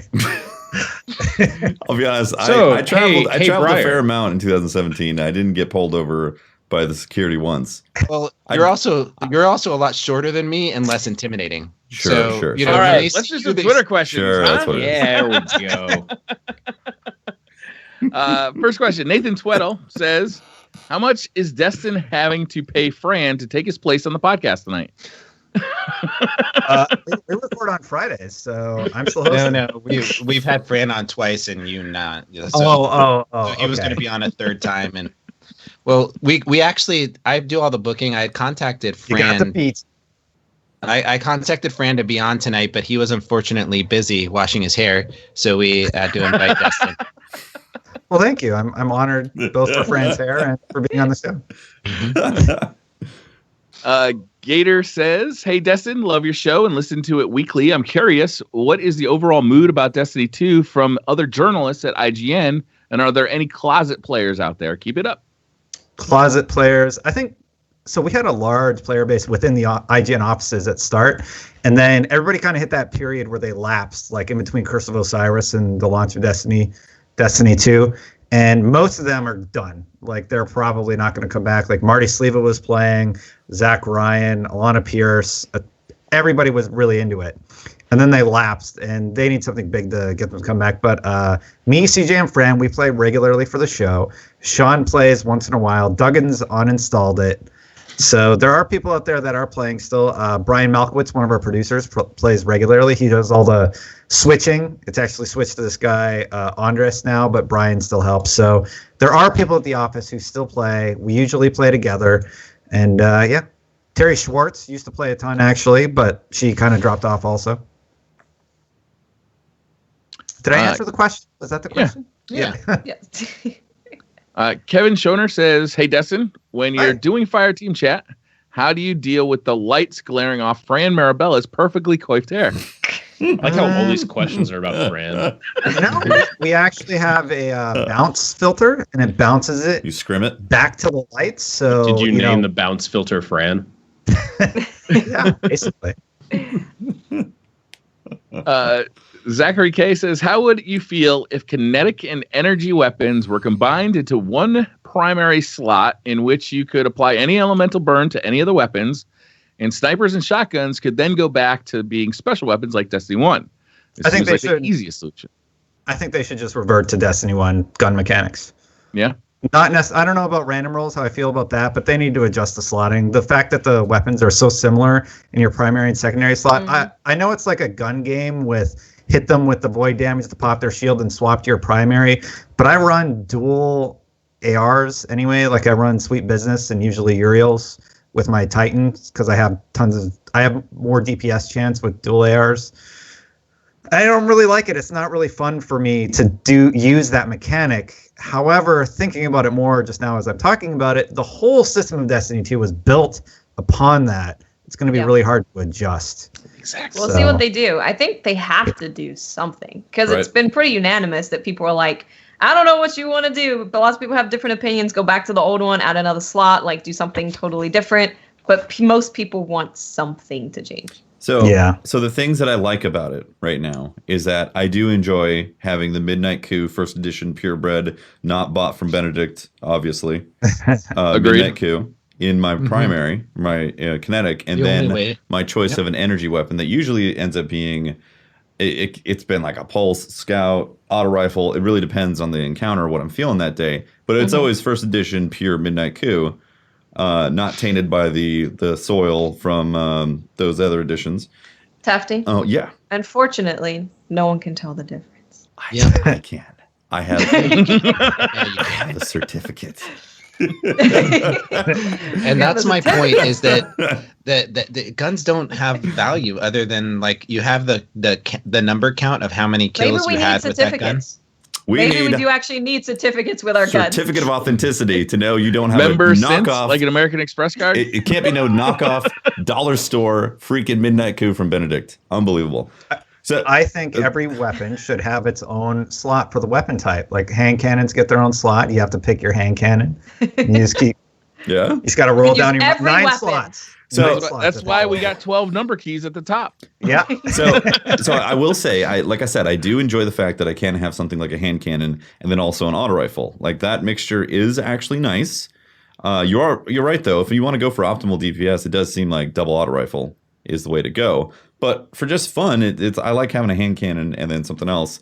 In my opinion, I really think adding a 4th slot to be your heavy, where rockets and grenade launchers end up being, would solve a lot of this stuff. It's still, no matter what, it's a problem that is going to affect the entire sandbox and the way the game is set up. And any way you shake it, whether you go back to the old D1 system or you change it and add something else. Yeah, I think I'd maybe rather that's see problem solved with addition rather than subtraction. And taking away the second primary slot or the elemental slot, I feel like you lose having submachine guns be relevant, because who's going to use a submachine gun in any capacity if it's up against a hand cannon? Yep. You know, that's true. Like, so I'd much prefer seeing a 4th slot than just changing it back to the special weapon that we had in Destiny 1. The current system is the new Nightfall puts a very heavy strain on the current system. I think it's probably the best way to put it. Like, we had multiple runs where we had to go through the entire strike only using primaries and, grenade super stuff. More where you spawn in with two rockets. Very start, use 2 rockets. Never get another brick throughout the entire strike. Oh, that was my experience too. Yeah. That, I guess that says something about the drop rates of power ammo, but also, good God, is it boring to just, flop between those same 2 weapons. It's Well, we go back to the purpose of, like, when we were back talking about Destiny 2 and we heard about the energy slots, is that we wanted to see guns that broke the barriers and really tried new things. Right? I mean, they've kind of done that where they took some weapons that were like power weapons or something and, put them there. We have the Fighting Lion, which is fun. Yeah.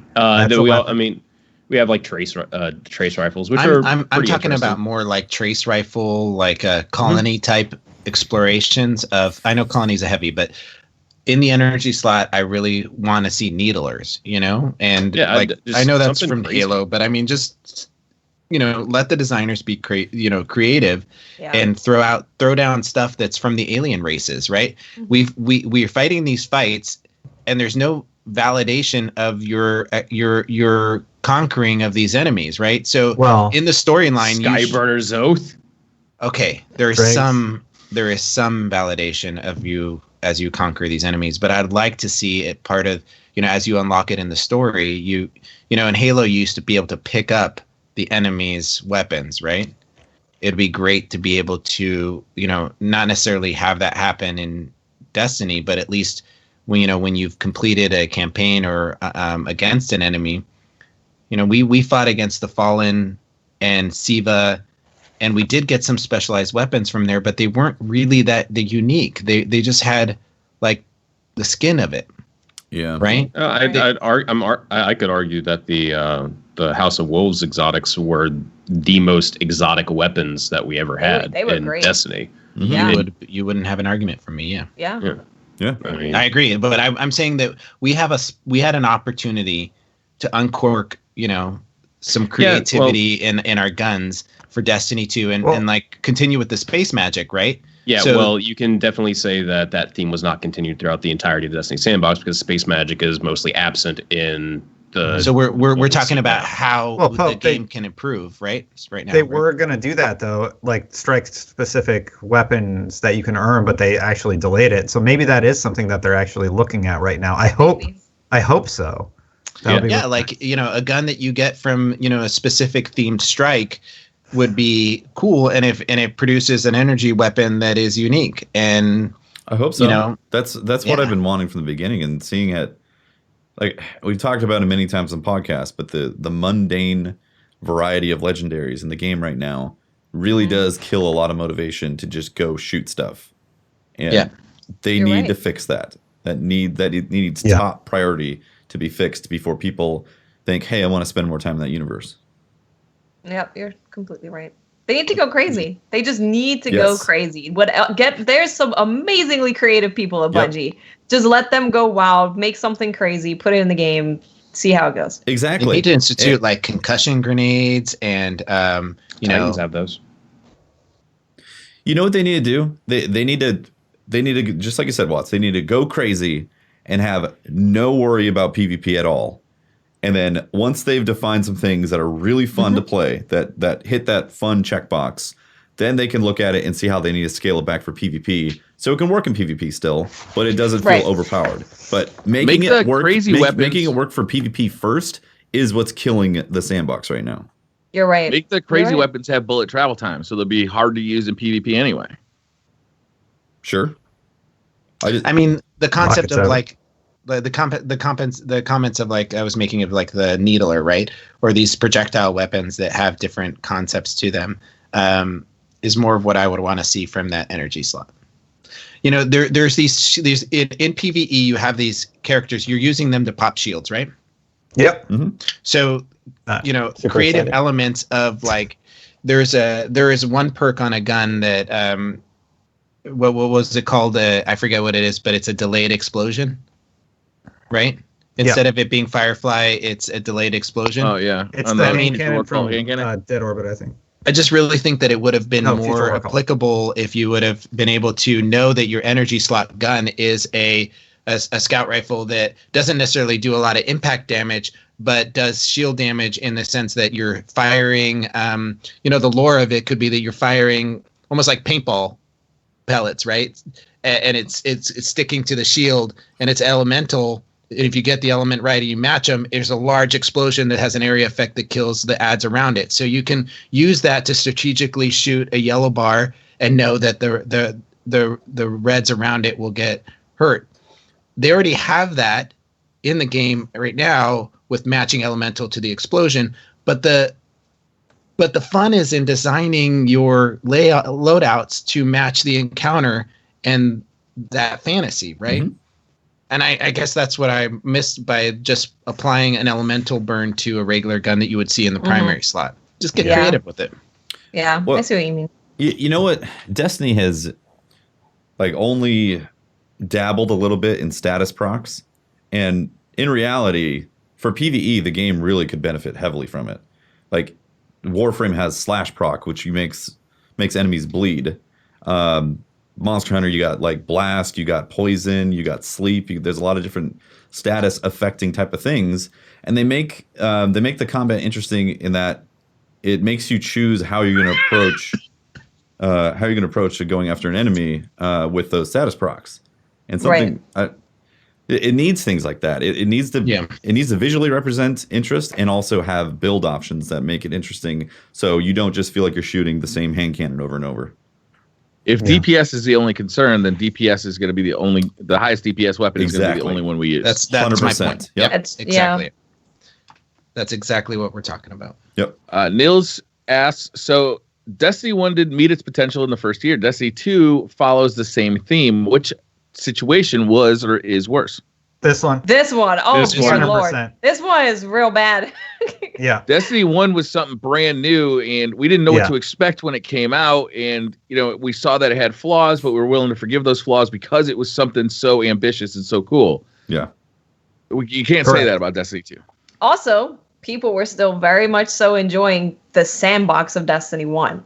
Mm-hmm. People now, if we look at Destiny 1 when it came out to right now, people were still playing Crucible all day, every day, and having a blast. Mm-hmm. Like there might have not been the stuff to go for in Crucible, but it was just so fun to play. The gameplay was so good. Exactly. Gameplay was amazing. Whereas now people aren't enjoying the gameplay. There's nothing to go after, so there's really no reason to play. I will never forget playing Trials for the first time at Bungie and then doing my write-up for it and just saying like, this is something special. Everybody needs to play this. And like, I think I got away with saying it redefines PvP in gaming, and then they just changed it so much in Destiny 2 that it lost that magic, and that really is depressing. Yeah. It's very depressing. I had that same feeling. I got killed by. I got put into one of the testing rooms where they were, and I played against. They split the PvP team up, and I was on one team, and Kevin, who's just absolutely slaughtered me for the next like 5 minutes with the No Land Beyond, and I remember just going, this is the playlist, right? This is cool. This is going to be what everybody streams. This is going to be it. And, it was fun. Yeah. Oliver Abbott says, Fireteam chat is what got me into the endgame of Destiny. I didn't understand raids or matchmaking or weekly resets until I started listening in February 2015. Wow. The question is, do you think Bungie is eager to get to Destiny 3 to wipe away Destiny 2? And will there be a Destiny 3? Will there be a Destiny 3? Yes, because I mean we've all read the leaked contract that basically says they're on a 10-year agreement. It would be something tremendously major at Activision or Bungie if that were to not happen. So yes, we're going to get a Destiny 3 in my opinion. Whether or not it'll be called Destiny 3 is up for debate, but there will be a third installment in the franchise. And then what was the question about Destiny 2 again? About Destiny 1 to 2? Do you think Bungie is eager to get to Destiny 3 to wipe away Destiny 2? I don't know if they're eager to wipe it away. I don't think that with any revenue stream you would want to disparage the people who have purchased it as a business. I think that would be a bad business move. They have to balance building a sequel, though, with their current sandbox that they built with Destiny 2, I imagine, business-wise.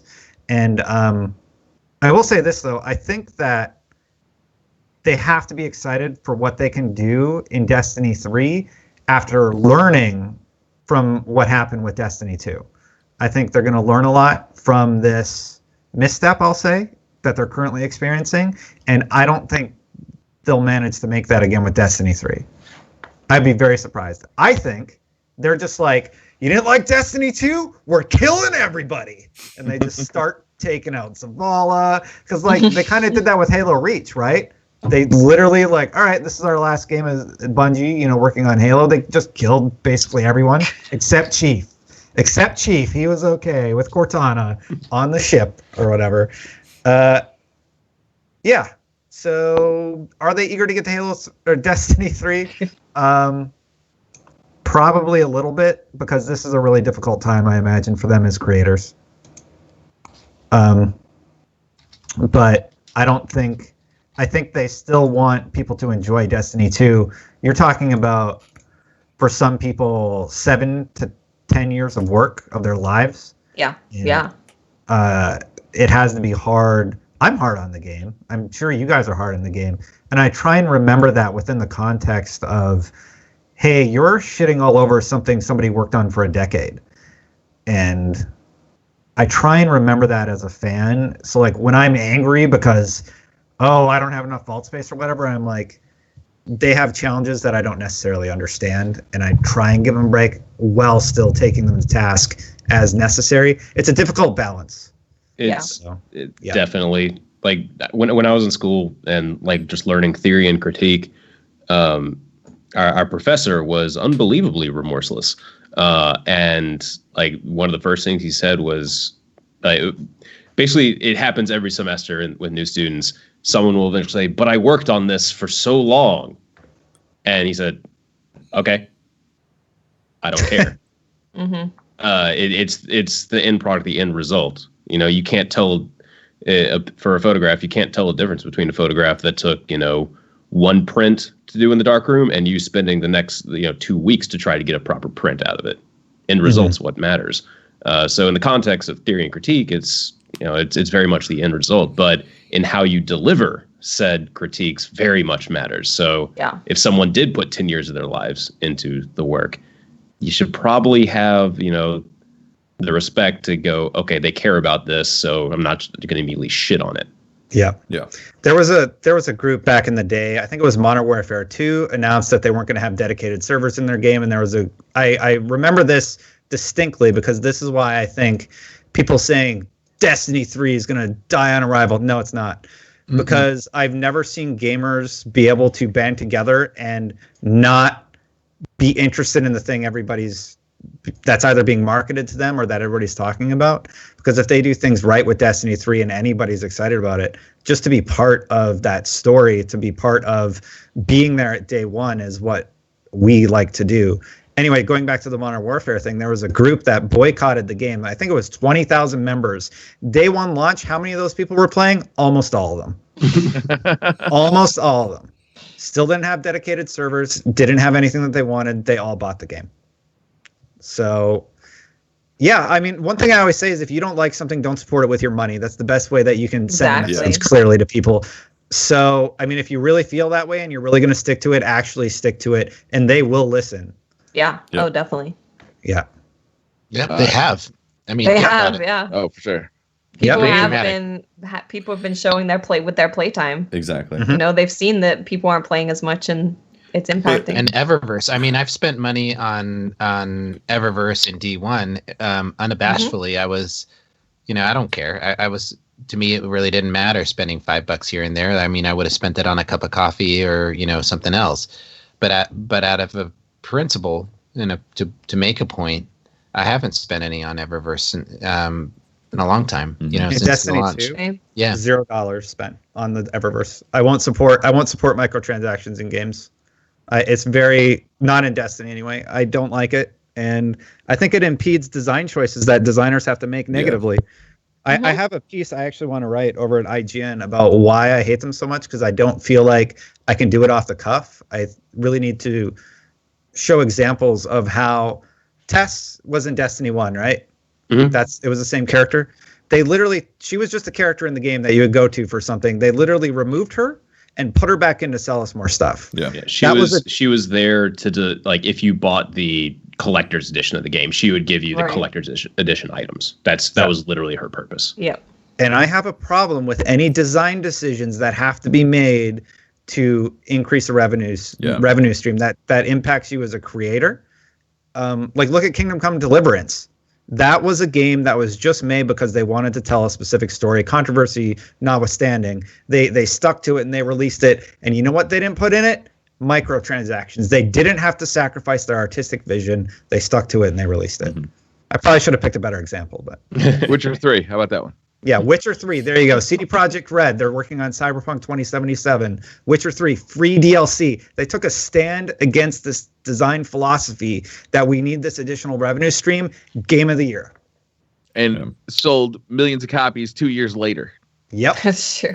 Same thing with Monster Hunter. Their philosophy is they're going to add all these new monsters with updates for free. Free. Yeah, and they've been doing that apparently. Yep. Yeah, they've been doing that for a long time. There is a conversation in the industry of like CD Projekt Red, like how much they pay their employees. That it's a I think is it a Russian based company? CD Projekt Red. They're in Poland. Yeah, Polish. Poland. Yeah, there was conversations about like the value of the work and of the industry, and that their livable wages and stuff like that. So that's all industry conversations. I was just reading an article like two weeks ago about how most of the like 3D modeling is all done in China by all the companies. Like they farm the work out. Like all the monsters in Horizon Zero Dawn were all farmed out by this one company out in China who did this game and that game and this game for Microsoft, for Sony, for Yeah, and I'm not saying that. I'm not saying as a gamer. I mean, what we see in front of us, that should matter, right? That's what we care about. That's what we should comment on. Right. But in the context of this podcast, I like to say, okay, well, what other factors are there? And I think that's another industry that's being affected by cost cutting in China and in different parts of the world. But it is that you have to make socially conscious choices based on like if you want to support that. So that's also something that people should consider. Well, there's also two types of games that are being like Destiny is a different type of game than some of these. Like Witcher is an experience that has a lot of hours in it and so on and so forth, but it's not a universe that's going to evolve over time as a game as a service. Mm-hmm. And games as a service is a different thing. And I don't think we're fully there yet with the proper business model of that stuff, because obviously The I agree, microtransaction stuff doesn't float the boat. But No. if the game is a service, it does have to continue to pay its employees to develop more content for it. I think that's kind of Bungie is in between service game and not service game. They're like in the middle. I think Destiny would do so much better if they just switch to being a service game. Yeah. Like, don't bring out Destiny 4. Maybe do this in Destiny 3. Don't bring out Destiny 4. Just bring out these content updates for free and then have microtransactions as a service game. But you can't have heavy microtransactions service game while also having $60 game, $30 Exactly. DLC. You can't do both. That- They should It's just so be a dangerous service game. having microtransactions in a loot-based game, though. When the It's not. Yeah. with the It That's is. exactly what Destiny did. right when the whole goal of the player is to collect loot and half of it is behind microtransactions, that's a rotten place to be. Jim Sterling did a fantastic thing about it's only cosmetic and why that's not true, because the whole game is based around cosmetics and getting cosmetics. Right. So I really liked his stance on it. And I like that people aren't supporting it, keep not supporting it like I have with Destiny 2.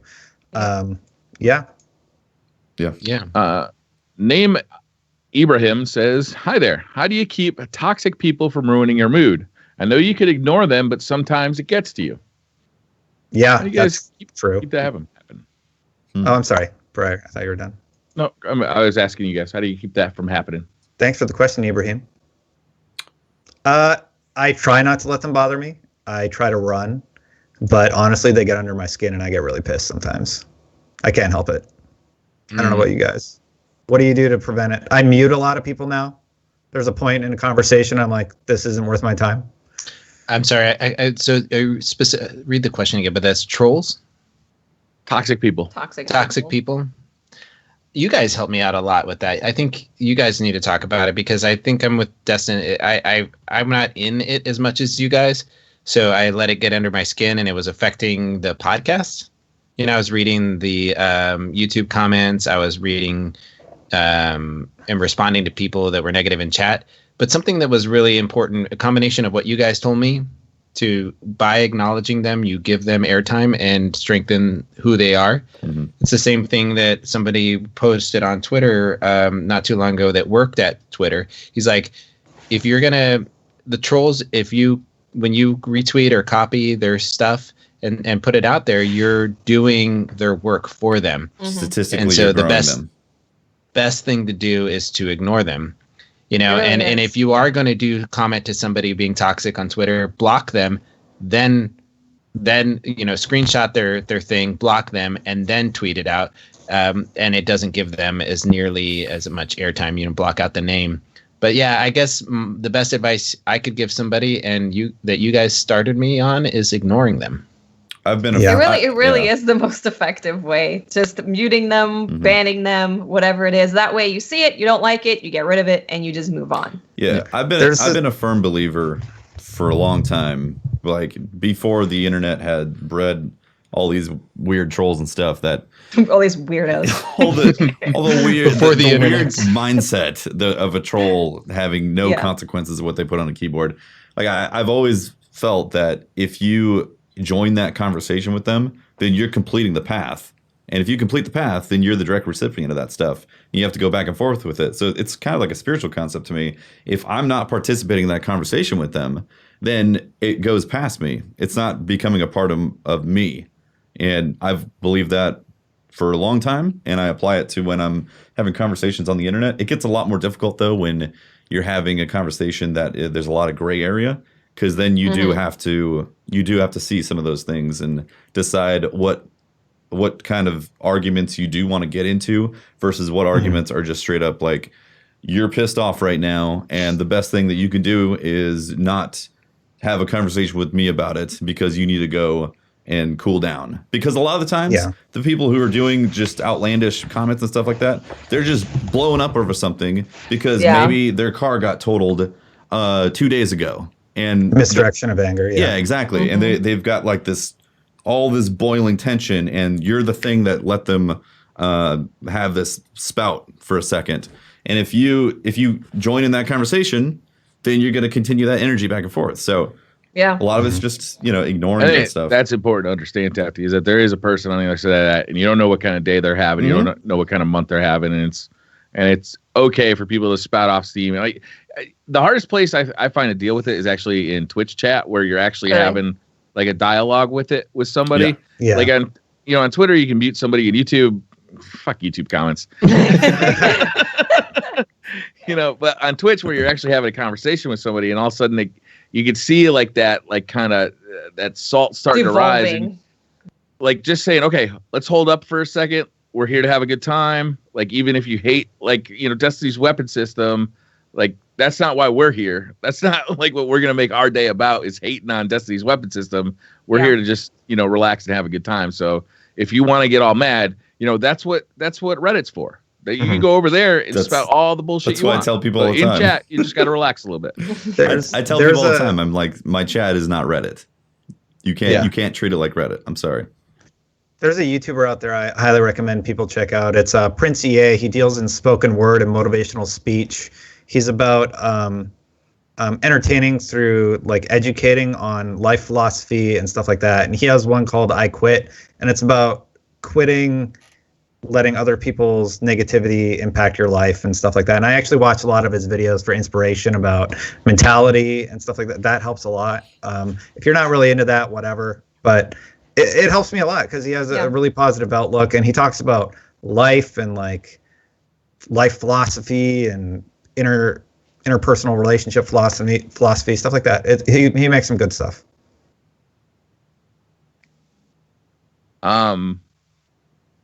We're getting close to the end of the show, so I'm going to move my list of Twitter questions down to the really stupid and fun stuff. Yeah, stupid and fun stuff. Pope, before we get to the stupid questions for Twitter, do you want to announce your little do you want to announce your little thing? Yeah, your little thing. Sorry, that was a wrong choice of words. Yeah. Well, we actually have. I hinted that we have some really big announcements, and one of them is coming tonight. We'll talk about another one next week, and then another one after that. We're making some big changes, and really, to be honest with you guys, it's people listening in right now on Podbean or whatever you're listening to, or on watching it on YouTube, or in the chat right now. You guys are making things possible for us, and these big changes coming up are 100% because of you. So thank you, first of all.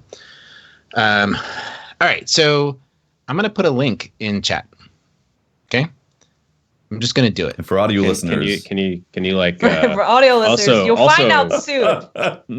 Dictate the link that you are possibly putting into chat right now. I don't want to dictate anything. I'm just gonna do it.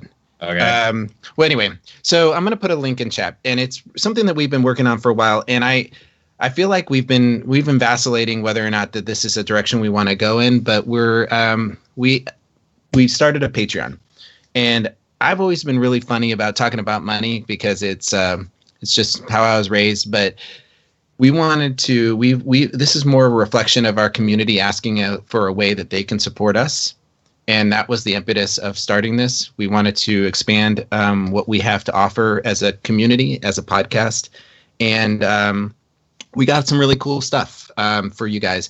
And one of the things that I wanted to talk about right off the bat is that the entry level, I know there's a lot of people that wanted to support us through Patreon, but the entry level gets 99% of the content. And so I wanted to make sure that everybody who signed up for helping us in whatever way could get, cool stuff. So put the link in chat. I did. I just did. Already in there. Okay. Yeah. So Jesus, you just put it all as one giant block. And you know what? I don't internet well. Fortune, okay, I don't. Fortune already took care Somebody of it. already made you. Fortune already took care of it with the exclamation all right, Patreon. Good, good. So take a look at that. It's going to be fun. We've got some really cool stuff coming up. We're offering a podcast that is, you're going to have access to a Discord chat. It's going to be really fun to be able to get in there, and we'll be in there chatting. You'll get access to a pre and post full length of the podcast. So we often have a lot of really funny conversations that happen before the mic is live and before we go live. And you'll get a link in RSS feed to be able to listen to that, that pre-roll and what happens when the cameras are off. So sometimes those conversations are funny, really funny. A lot of times, actually. Patrick is actually more hilarious before the podcast than during. He's actually like a normal human being. It's weird. Yeah, I know. It's really strange. You can talk to him about regular stuff, and I know. Like he holds a regular conversation. He doesn't talk about like chicken, tortured chickens. And then we've got a bunch of other stuff that is going to be linked to Discord. If you move up the tiers, you can get an ad-free version of the podcast. We have the Life Exotic as a tier where you can, if you subscribe to that level, you can be entered automatically into every giveaway that we do. And you also get an opportunity to be get a shout out directly as a top level sponsor was what we got our top level. And so there's a lot of fun stuff in there. I highly I don't know. I encourage you guys to go check it out and see if any of those tiers work for you.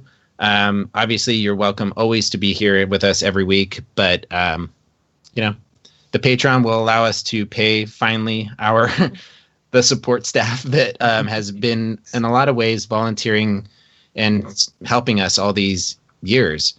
Yeah. Our audio editor, our illustrator, our social media, and we want to hire a YouTube editor to be able to do the Let's Plays. That's really the barrier that's been keeping us from doing Let's Plays. So we're going to be committing to one of those Let's Plays a month. One of those Let's Plays a month and additional podcast.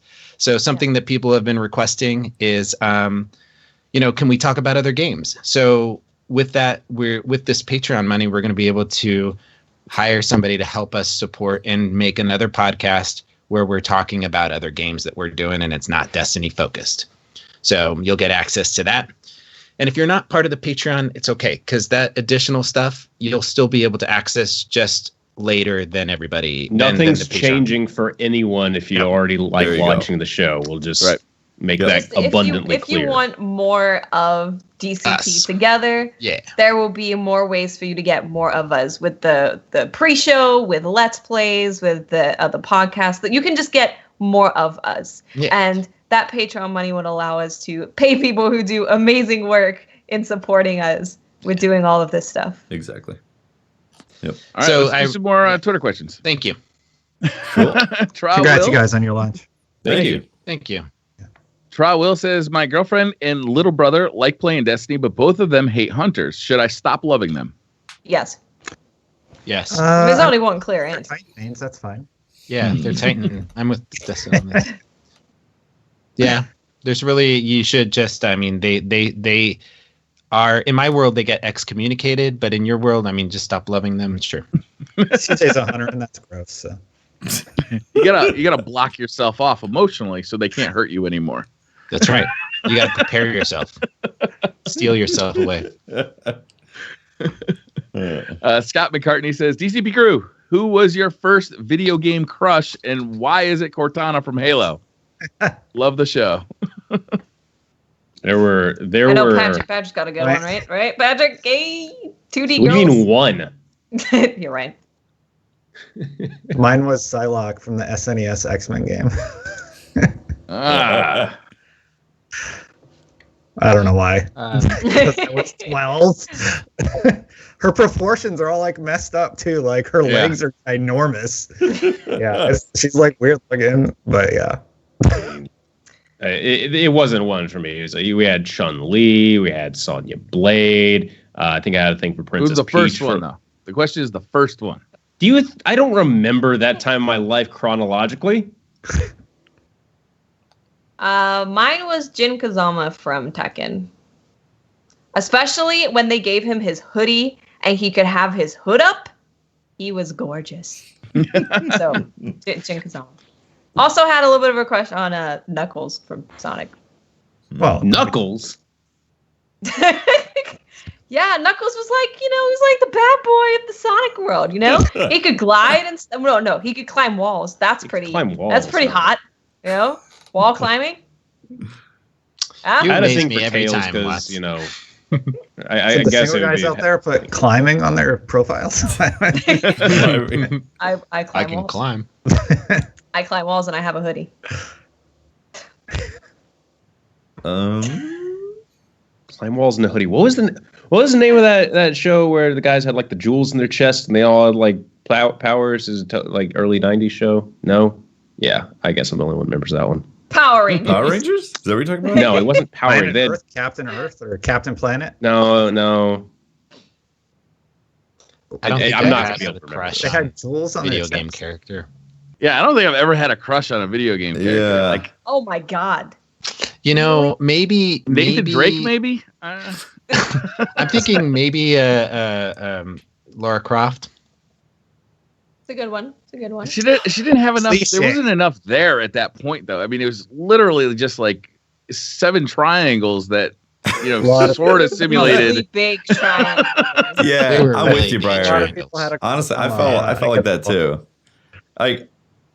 The Chun-Li graphics were great, but I don't recall having a crush. No. That's weird, man. I can see it now They got where crushed you have us. characters that look like real humans and have personalities. Like I can see it happening that's now. where I started losing interest. Looking like real people, I don't want Really? Mhm. that. Yeah, no. I Yeah. want to look like not real people. Real people can't be waifus. I think one of the first transformations that made me go, whoa, was Cortana from Halo 3 to Halo 4. Like, they drastically changed her character model. Yeah. So, like, she looks like a person in 4. And it ruined it for you? No, I was shocked. I remember actually having a actual reaction to how much they changed it. Reaction? Yeah, what kind of reaction? I mean, would you say it was never? I'm sorry. Hard to get along with her after that. What? Palico says, "What's your favorite Oh, God. survival game?" Survival. We got a favorite survival game? PUBG? Does that count? I think so. What's the survival game? Survival horror? Yeah. What's He gives Subnautica as his answer. Like, I want to play Subnautica. I haven't yet. But I should not play that game, but I should. I think the last big survival game I played really was like Minecraft. I mean, that's a survival game. It's a survival I mean, It game. is. right. Everybody's Yeah. teasing. I'm sorry. I'm playing Hunt Survival right now, and that's kind of It's got survival in the name. That's a survival Yeah. game. That's got to be. Are you just surviving playing through the whole game? Oh. The original DayZ mod, not the standalone Oh, thing. The original DayZ mod was a beautiful survival game. Yeah, I have some really fond memories from just putting hundreds of hours into my character. He died a ton, but just go live in the woods, get supplies. Try to. Oh God, I have to go into town because I have a cough and I need to get antibiotics. So better go to the hospital, but the hospitals are already really rough for zombies. Yeah, it's a beautiful survival game. State And of then- Decay. That's a survival game. There's zombies. State of they're Decay 2 surviving. is coming out soon, right? I'm so Very soon. excited for that game. State of Decay is probably one of my favorite games I've ever played. So State of Decay 2, I'm very excited. Nice. The problem for me with a lot of survival games is that they're all about resource management and like not dying and less about killing stuff, which is kind of what I like to do in video games. You can kill your own character. Yeah, that's not as satisfying. I played Don't Starve also. I thought that's fun. Like I don't mind. I don't mind a game that I have to go collect resources and get that stuff. I like I don't know if Last of Us counts, but I really enjoyed that one. But it's not really survival. See, I is feel it? like that's a narrative game. That's like that's RPG with a heavy narrative. Survival is like each time you play it, it's different. Minecraft. That's my choice. That's survival. oldie but a goodie. You haven't been listening for the last like 2 minutes, have you? No. I've been managing the Patreon. Like there is a ton of people that are already signed up for our Patreon. So Really? that's what Thank I'm you for your focusing on. support. Thank That's you guys. Thank amazing. you. Reverend Jimmy Love says, "Why can't you compare apples to oranges?" They're both round, so I think Because you said could they make some can't. comparisons, you can but make some comparisons. If you want to Glad judge a Patrick's fruit, not here for this. if you want to compare a fruit, you could be like, hey, these are different. Here's the characteristics of them being different. are apples round though? Are they? Roundish. They're not. Are oranges round? I mean, Sometimes they're a little squished. Yeah. Have you seen the one with the big nip? I think we need Patrick for this. Like the I wanna hear pomelos his or whatever I they're feel called? like Patrick's been He's- excavating some of his. Chicken? Patrick, we have an important question Is for the you that chicken we okay, need your Patrick? immediate. No, gut that was fine. response. That was only number one. Don't All right. don't Oh, Almost have don't number two, though. respond to this. Patrick, we need your first the question initial on reaction. the table is why can't you compare apples to oranges? Why can't I that- compare? What? The etymology, this metaphor for dissimilarity began as apples and oysters, which appeared in John Ray's proverbial collection of 1670. It is Oh. nearly always accompanied by a warning that one cannot compare such different categories. So it was a case of like telephone where someone kept saying oysters and then eventually it was like oranges. Yeah. Mm. Like apples, you can't compare apples to oysters. Oh, is that oranges? And then someone spread it and now it's oranges. I mean, I'll compare anything to anything. This is the internet, damn it. Compare Destiny 2 development good one. time to Fortnite because Right? Yeah. relevant, guys. They're- It's literally they're- apples they're and oysters. Both video games. They have They're lines of both code. fruit. They're fruit. Exactly. I like this. It's good that I agree with you, Patrick. MW41 says, "What is your favorite Final Fantasy game?" I have never played a Final Fantasy. 8. 10. I know I'm lame. 8. It's not 7.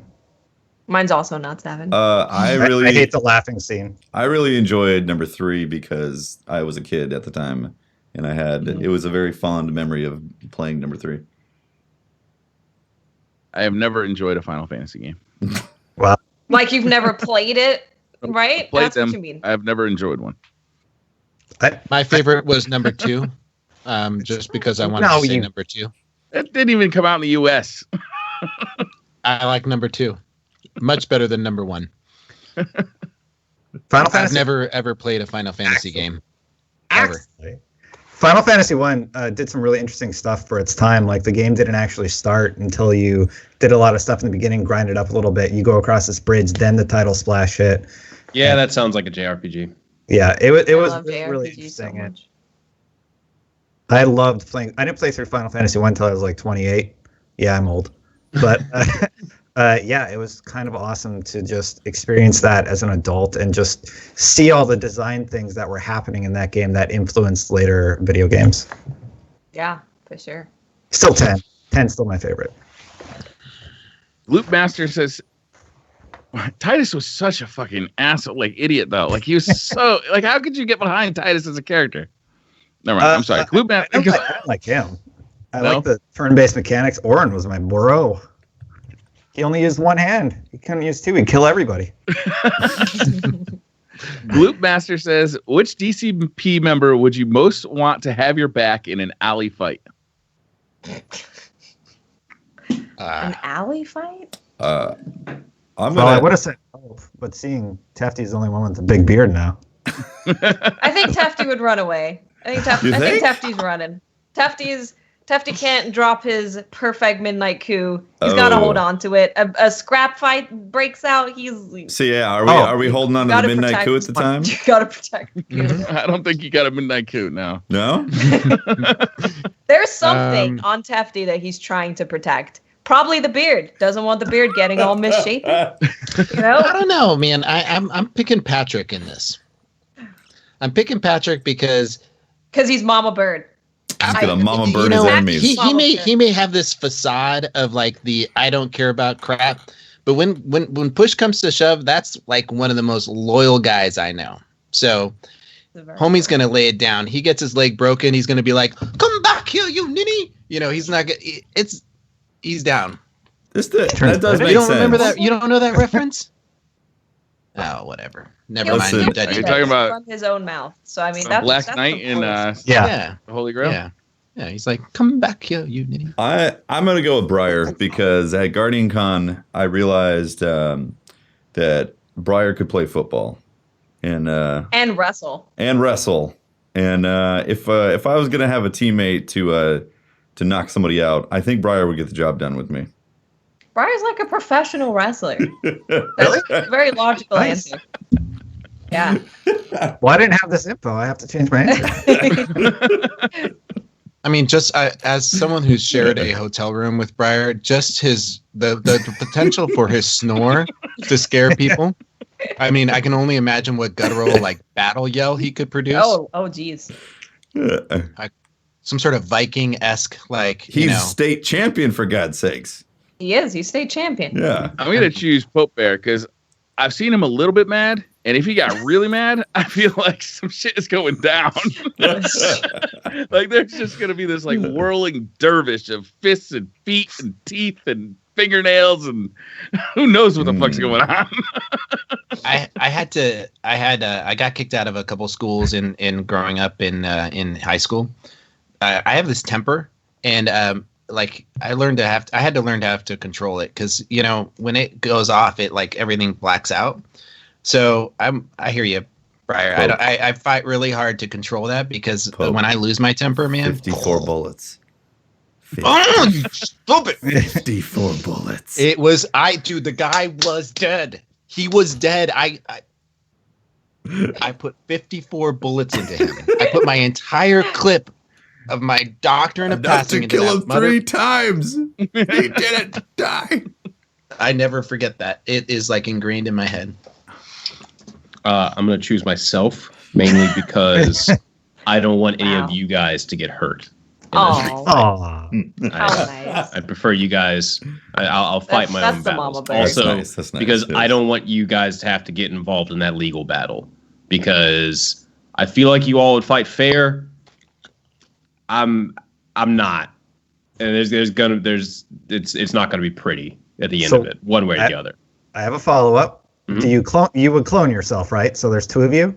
No, it would just be me. Well, let's have fun. Let's say you cloned yourself. Okay, I kill the other one. Wait, because there there's can two only You be would kill four. your clone. There's 2 people. Yeah. There's 2 Patricks on this earth. I don't think that's possible. Yeah, one of like me or my clone. We're walking. One of us is walking out of the room. The other one's gonna be dead. You don't know which. Odds are 50-50. How do you get this clone? Is it a 3D printer? Yeah. Oh.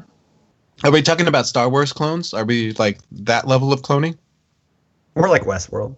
Oh. Some man. So in that fancy case, the robotics. clone That's would some win good stuff. because it's super strength. Yeah, you're dead. You're Good dead. point. Yeah, I'm dead. Patrick, you're dead. Your clone is now on the podcast.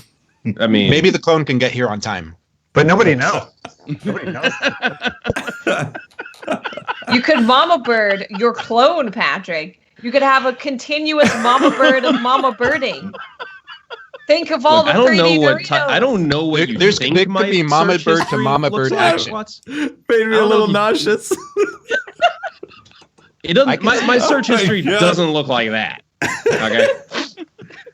I would Oh, pay man. money to see Patrick mama birding Patrick. And then, like, in a If Art- someone okay, out okay, there I'm is pretty sure I'd capable, barf. please Photoshop Artists that. of the world, you now have an artisan. You now have a assignment.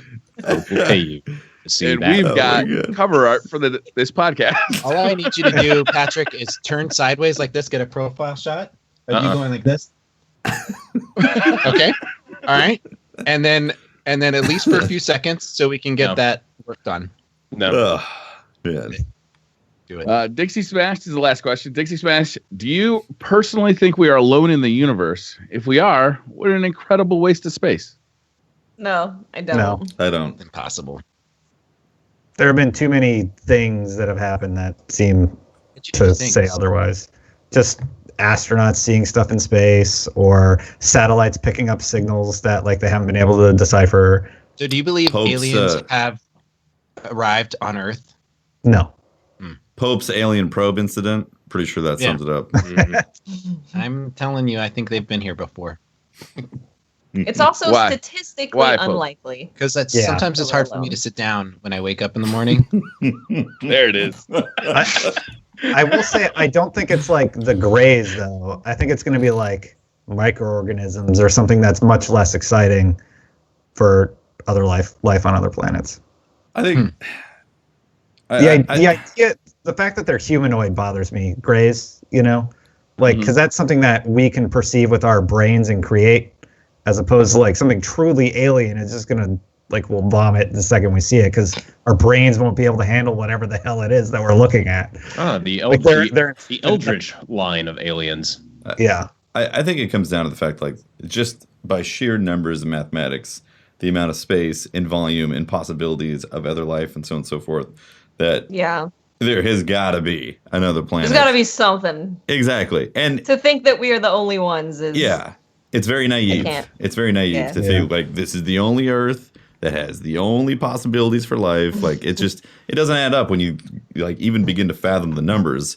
And then if there is intelligent life, like, I really think it's going to be the same type of thing. It's going to run the gamut from things that we could perceive to things that we could never possibly imagine or comprehend because it's different. Have you guys ever seen Fire in the Sky? Mm-hmm. I saw that when I was 9. Don't let a 9-year-old watch that movie. It gave me nightmares for years. Yep. I've never seen it. Don't. It's still. I remember Invasion of the Body Snatchers really messed me up. Oh, geez, yeah. I watched the that 90s, one too young. The 90s had a lot of alien abduction kind of themes happening. Like there's a lot of fear for maybe my butthole in aliens. Maybe that's when they were here poking in the buttholes. You know, there's a lot of rectal. Why are aliens so not creative though? Like, why are they always coming through your butthole? Maybe like they're just trying to get their. We have mouths and like ears and like belly buttons and. Go watch Fire in the Sky. They hit up all those points. I don't want to talk about this anymore. I'm legit getting creeped out thinking about it. Oh, man. All right, that's the last question. We had actually a ton of questions this week. Thank you for submitting them. If we didn't read your question this week, make sure you send it in again next week. They were really good questions this week. All right. Well, thank you all for tuning in. That was the 74th episode of the Destiny Community Podcast. Want to find more of me, I am at Holtzmann_YT on Twitter, and I will be documenting the next 24 hours in case of chicken-induced. Can we have pictures? We want to play-by-play on your Twitter. We need play-by-play on Twitter. Yeah. Detailed play-by-play. Mm-hmm. Pictures if you get it. Yes. Hey, Patrick, there was one more question. I feel like it is kind of relevant to this. Are we going to get a bonus question? When you guys poop, do you put your pants around your ankles? Or do you remove your pants altogether? It depends on like how invested I am in it. How long you're going to be there? Yeah. You're like, oh, it's going to be a wild ride. My bathroom has like a heat lamp above the toilet. Oh. And so if like I know I'm going to be there, heat lamp comes on, pants I take them off and then I walk up to the toilet. There's just, maybe. I've never heard of that. A heat lamp above the toilet. Yeah. Why would you put a heat lamp above? It's not like one of those red lamps. It's the equivalent of like a really high watt light bulb above the toilet. That's nice. The toilet. Wait, you put the pants by the lamp? You take your pants completely off to go to the bathroom? The pants basically don't like. If I am truly invested in this, like this is going to be a might as well bring the Nintendo Switch in type stuff. Pants probably aren't even making it to the bathroom. Oh, I live alone. Oh, you just robe before you even get over there. Sometimes. I feel a breeze coming on. I must. Mm-hmm. Clothes. Are we now Twitter post that just says I made a mistake? It's a photo of your pants, and then we don't hear from you for like 2 hours. So I think we're also location is also important because PTS is a very important time in my day, and but when I'm at home, I'm with Patrick, but at work, you remove your pants altogether as well. Remove your pants at your desk and then walk to the bathroom. Right. So it's not an option. So I feel like PTS is really diminished when you're at work, for that one simple fact. Huh. If you're not familiar with that acronym, it's paid to, So there's important times in the stalls at work where you can sit there on your phone and, reminisce and ruminate. Do your business while you're getting paid. It's important. It's the best. Interesting. You guys continue with the sign-offs now, probably. Okay. All right, were you done, Patrick? I mean, with the question or the sign-off? Seems like yeah, seems I was like I you're was trying going to for it. move the show along, Patrick. Is something Is brewing? something a bubble? Yeah, are you in a Is it getting a little bubbly? No, Feel the when you're bubble? feel a sliding little bit into of first pressure. and your pants begin to burst? nope. Feel completely fine. Feel great. All right. I'm Briar Rabbit. You can find me on YouTube. Just look up Briar Rabbit. Streaming on Twitch every weekday in the afternoon. Again, look up Briar Rabbit or talk to me on Twitter at the Briar Rabbit. I am Tefty Teft. You can talk to me at Teft on Twitter. You can catch my streams, twitch.tv/Tefty Teft. I stream pretty much daily, 6 p.m. Pacific time, or podcast as usual, 6 p.m. Pacific time. Excuse me. I usually stream for 6 to 8 hours or so, and I have a YouTube channel with some highlights and stuff. I am Miss 5000 Watts. You can find me on Twitter and YouTube, and I'll be streaming in the afternoon sometime. I can't give it an exact time because I'm always late. The Poco. It's you, Destin. All right. So, hey, I'm Destin Legarie. I work over at IGN. You can check out Fireteam Chat, that other Destiny show, every Friday at 5 p.m. I do a bunch of other work at IGN. And after work, I like to stream to twitch.tv/the Destin channel. I stream there every Tuesday and Thursday at 8 p.m. because I am obsessed with video games and I can't stop working when I go home. So, yeah, thanks for everybody who watched tonight. And thank you to those of you from Fireteam Chat that stopped by to support me and these guys. Yeah, this has been Pope Bear. You can find me on Twitter at Pope Bear. Make sure to follow the podcast at DestinyComPod. Next week, we have Snackless on the show. And the week after, we have just 2 birthday boys on the show. So that's the next 2 weeks. We have March 15th is both Briar's and my birthday. And we are going to have no guests. We're just going to celebrate. Gonna have You know, We're going to have our cake and we're going to eat it too. We're going to have, yes. You guys getting apparently. Jello We can shots? As you do. Joe. We'll figure out. There's Brian and I will do some sort of like birthday celebration thing. It'll be a little contest. You guys won't know about it, but certain things that you guys may say, we're gonna chat. I'm gonna do a little Twitter thing where people are gonna suggest some maybe some drinks that are happening with Briar and I. If maybe other podcast members say certain things, right? And the chat is going to try to encourage you, obviously, to say those things. But you can, it'll be interesting. It's going to be a little thing, we're going to do. So make sure to tune in. Next week, though, we have Snackless. Really excited to have her on. I just want to tell you that since in the 30 minutes that we talked about the Patreon, we've already have 22 people that have committed to awesome. supporting us, Wow. and Thank you, that guys. means a lot. Thank you, guys. 23. 23. Thank you Thank you so much, much. guys. Yeah, make sure to rate us on if you're listening to this on iTunes. It really helps us out a lot. And go and check out our sponsors. That's the difference. So thank you so much. Later, everyone. Thank you, guys. Bye. Bye. Bye. Bye.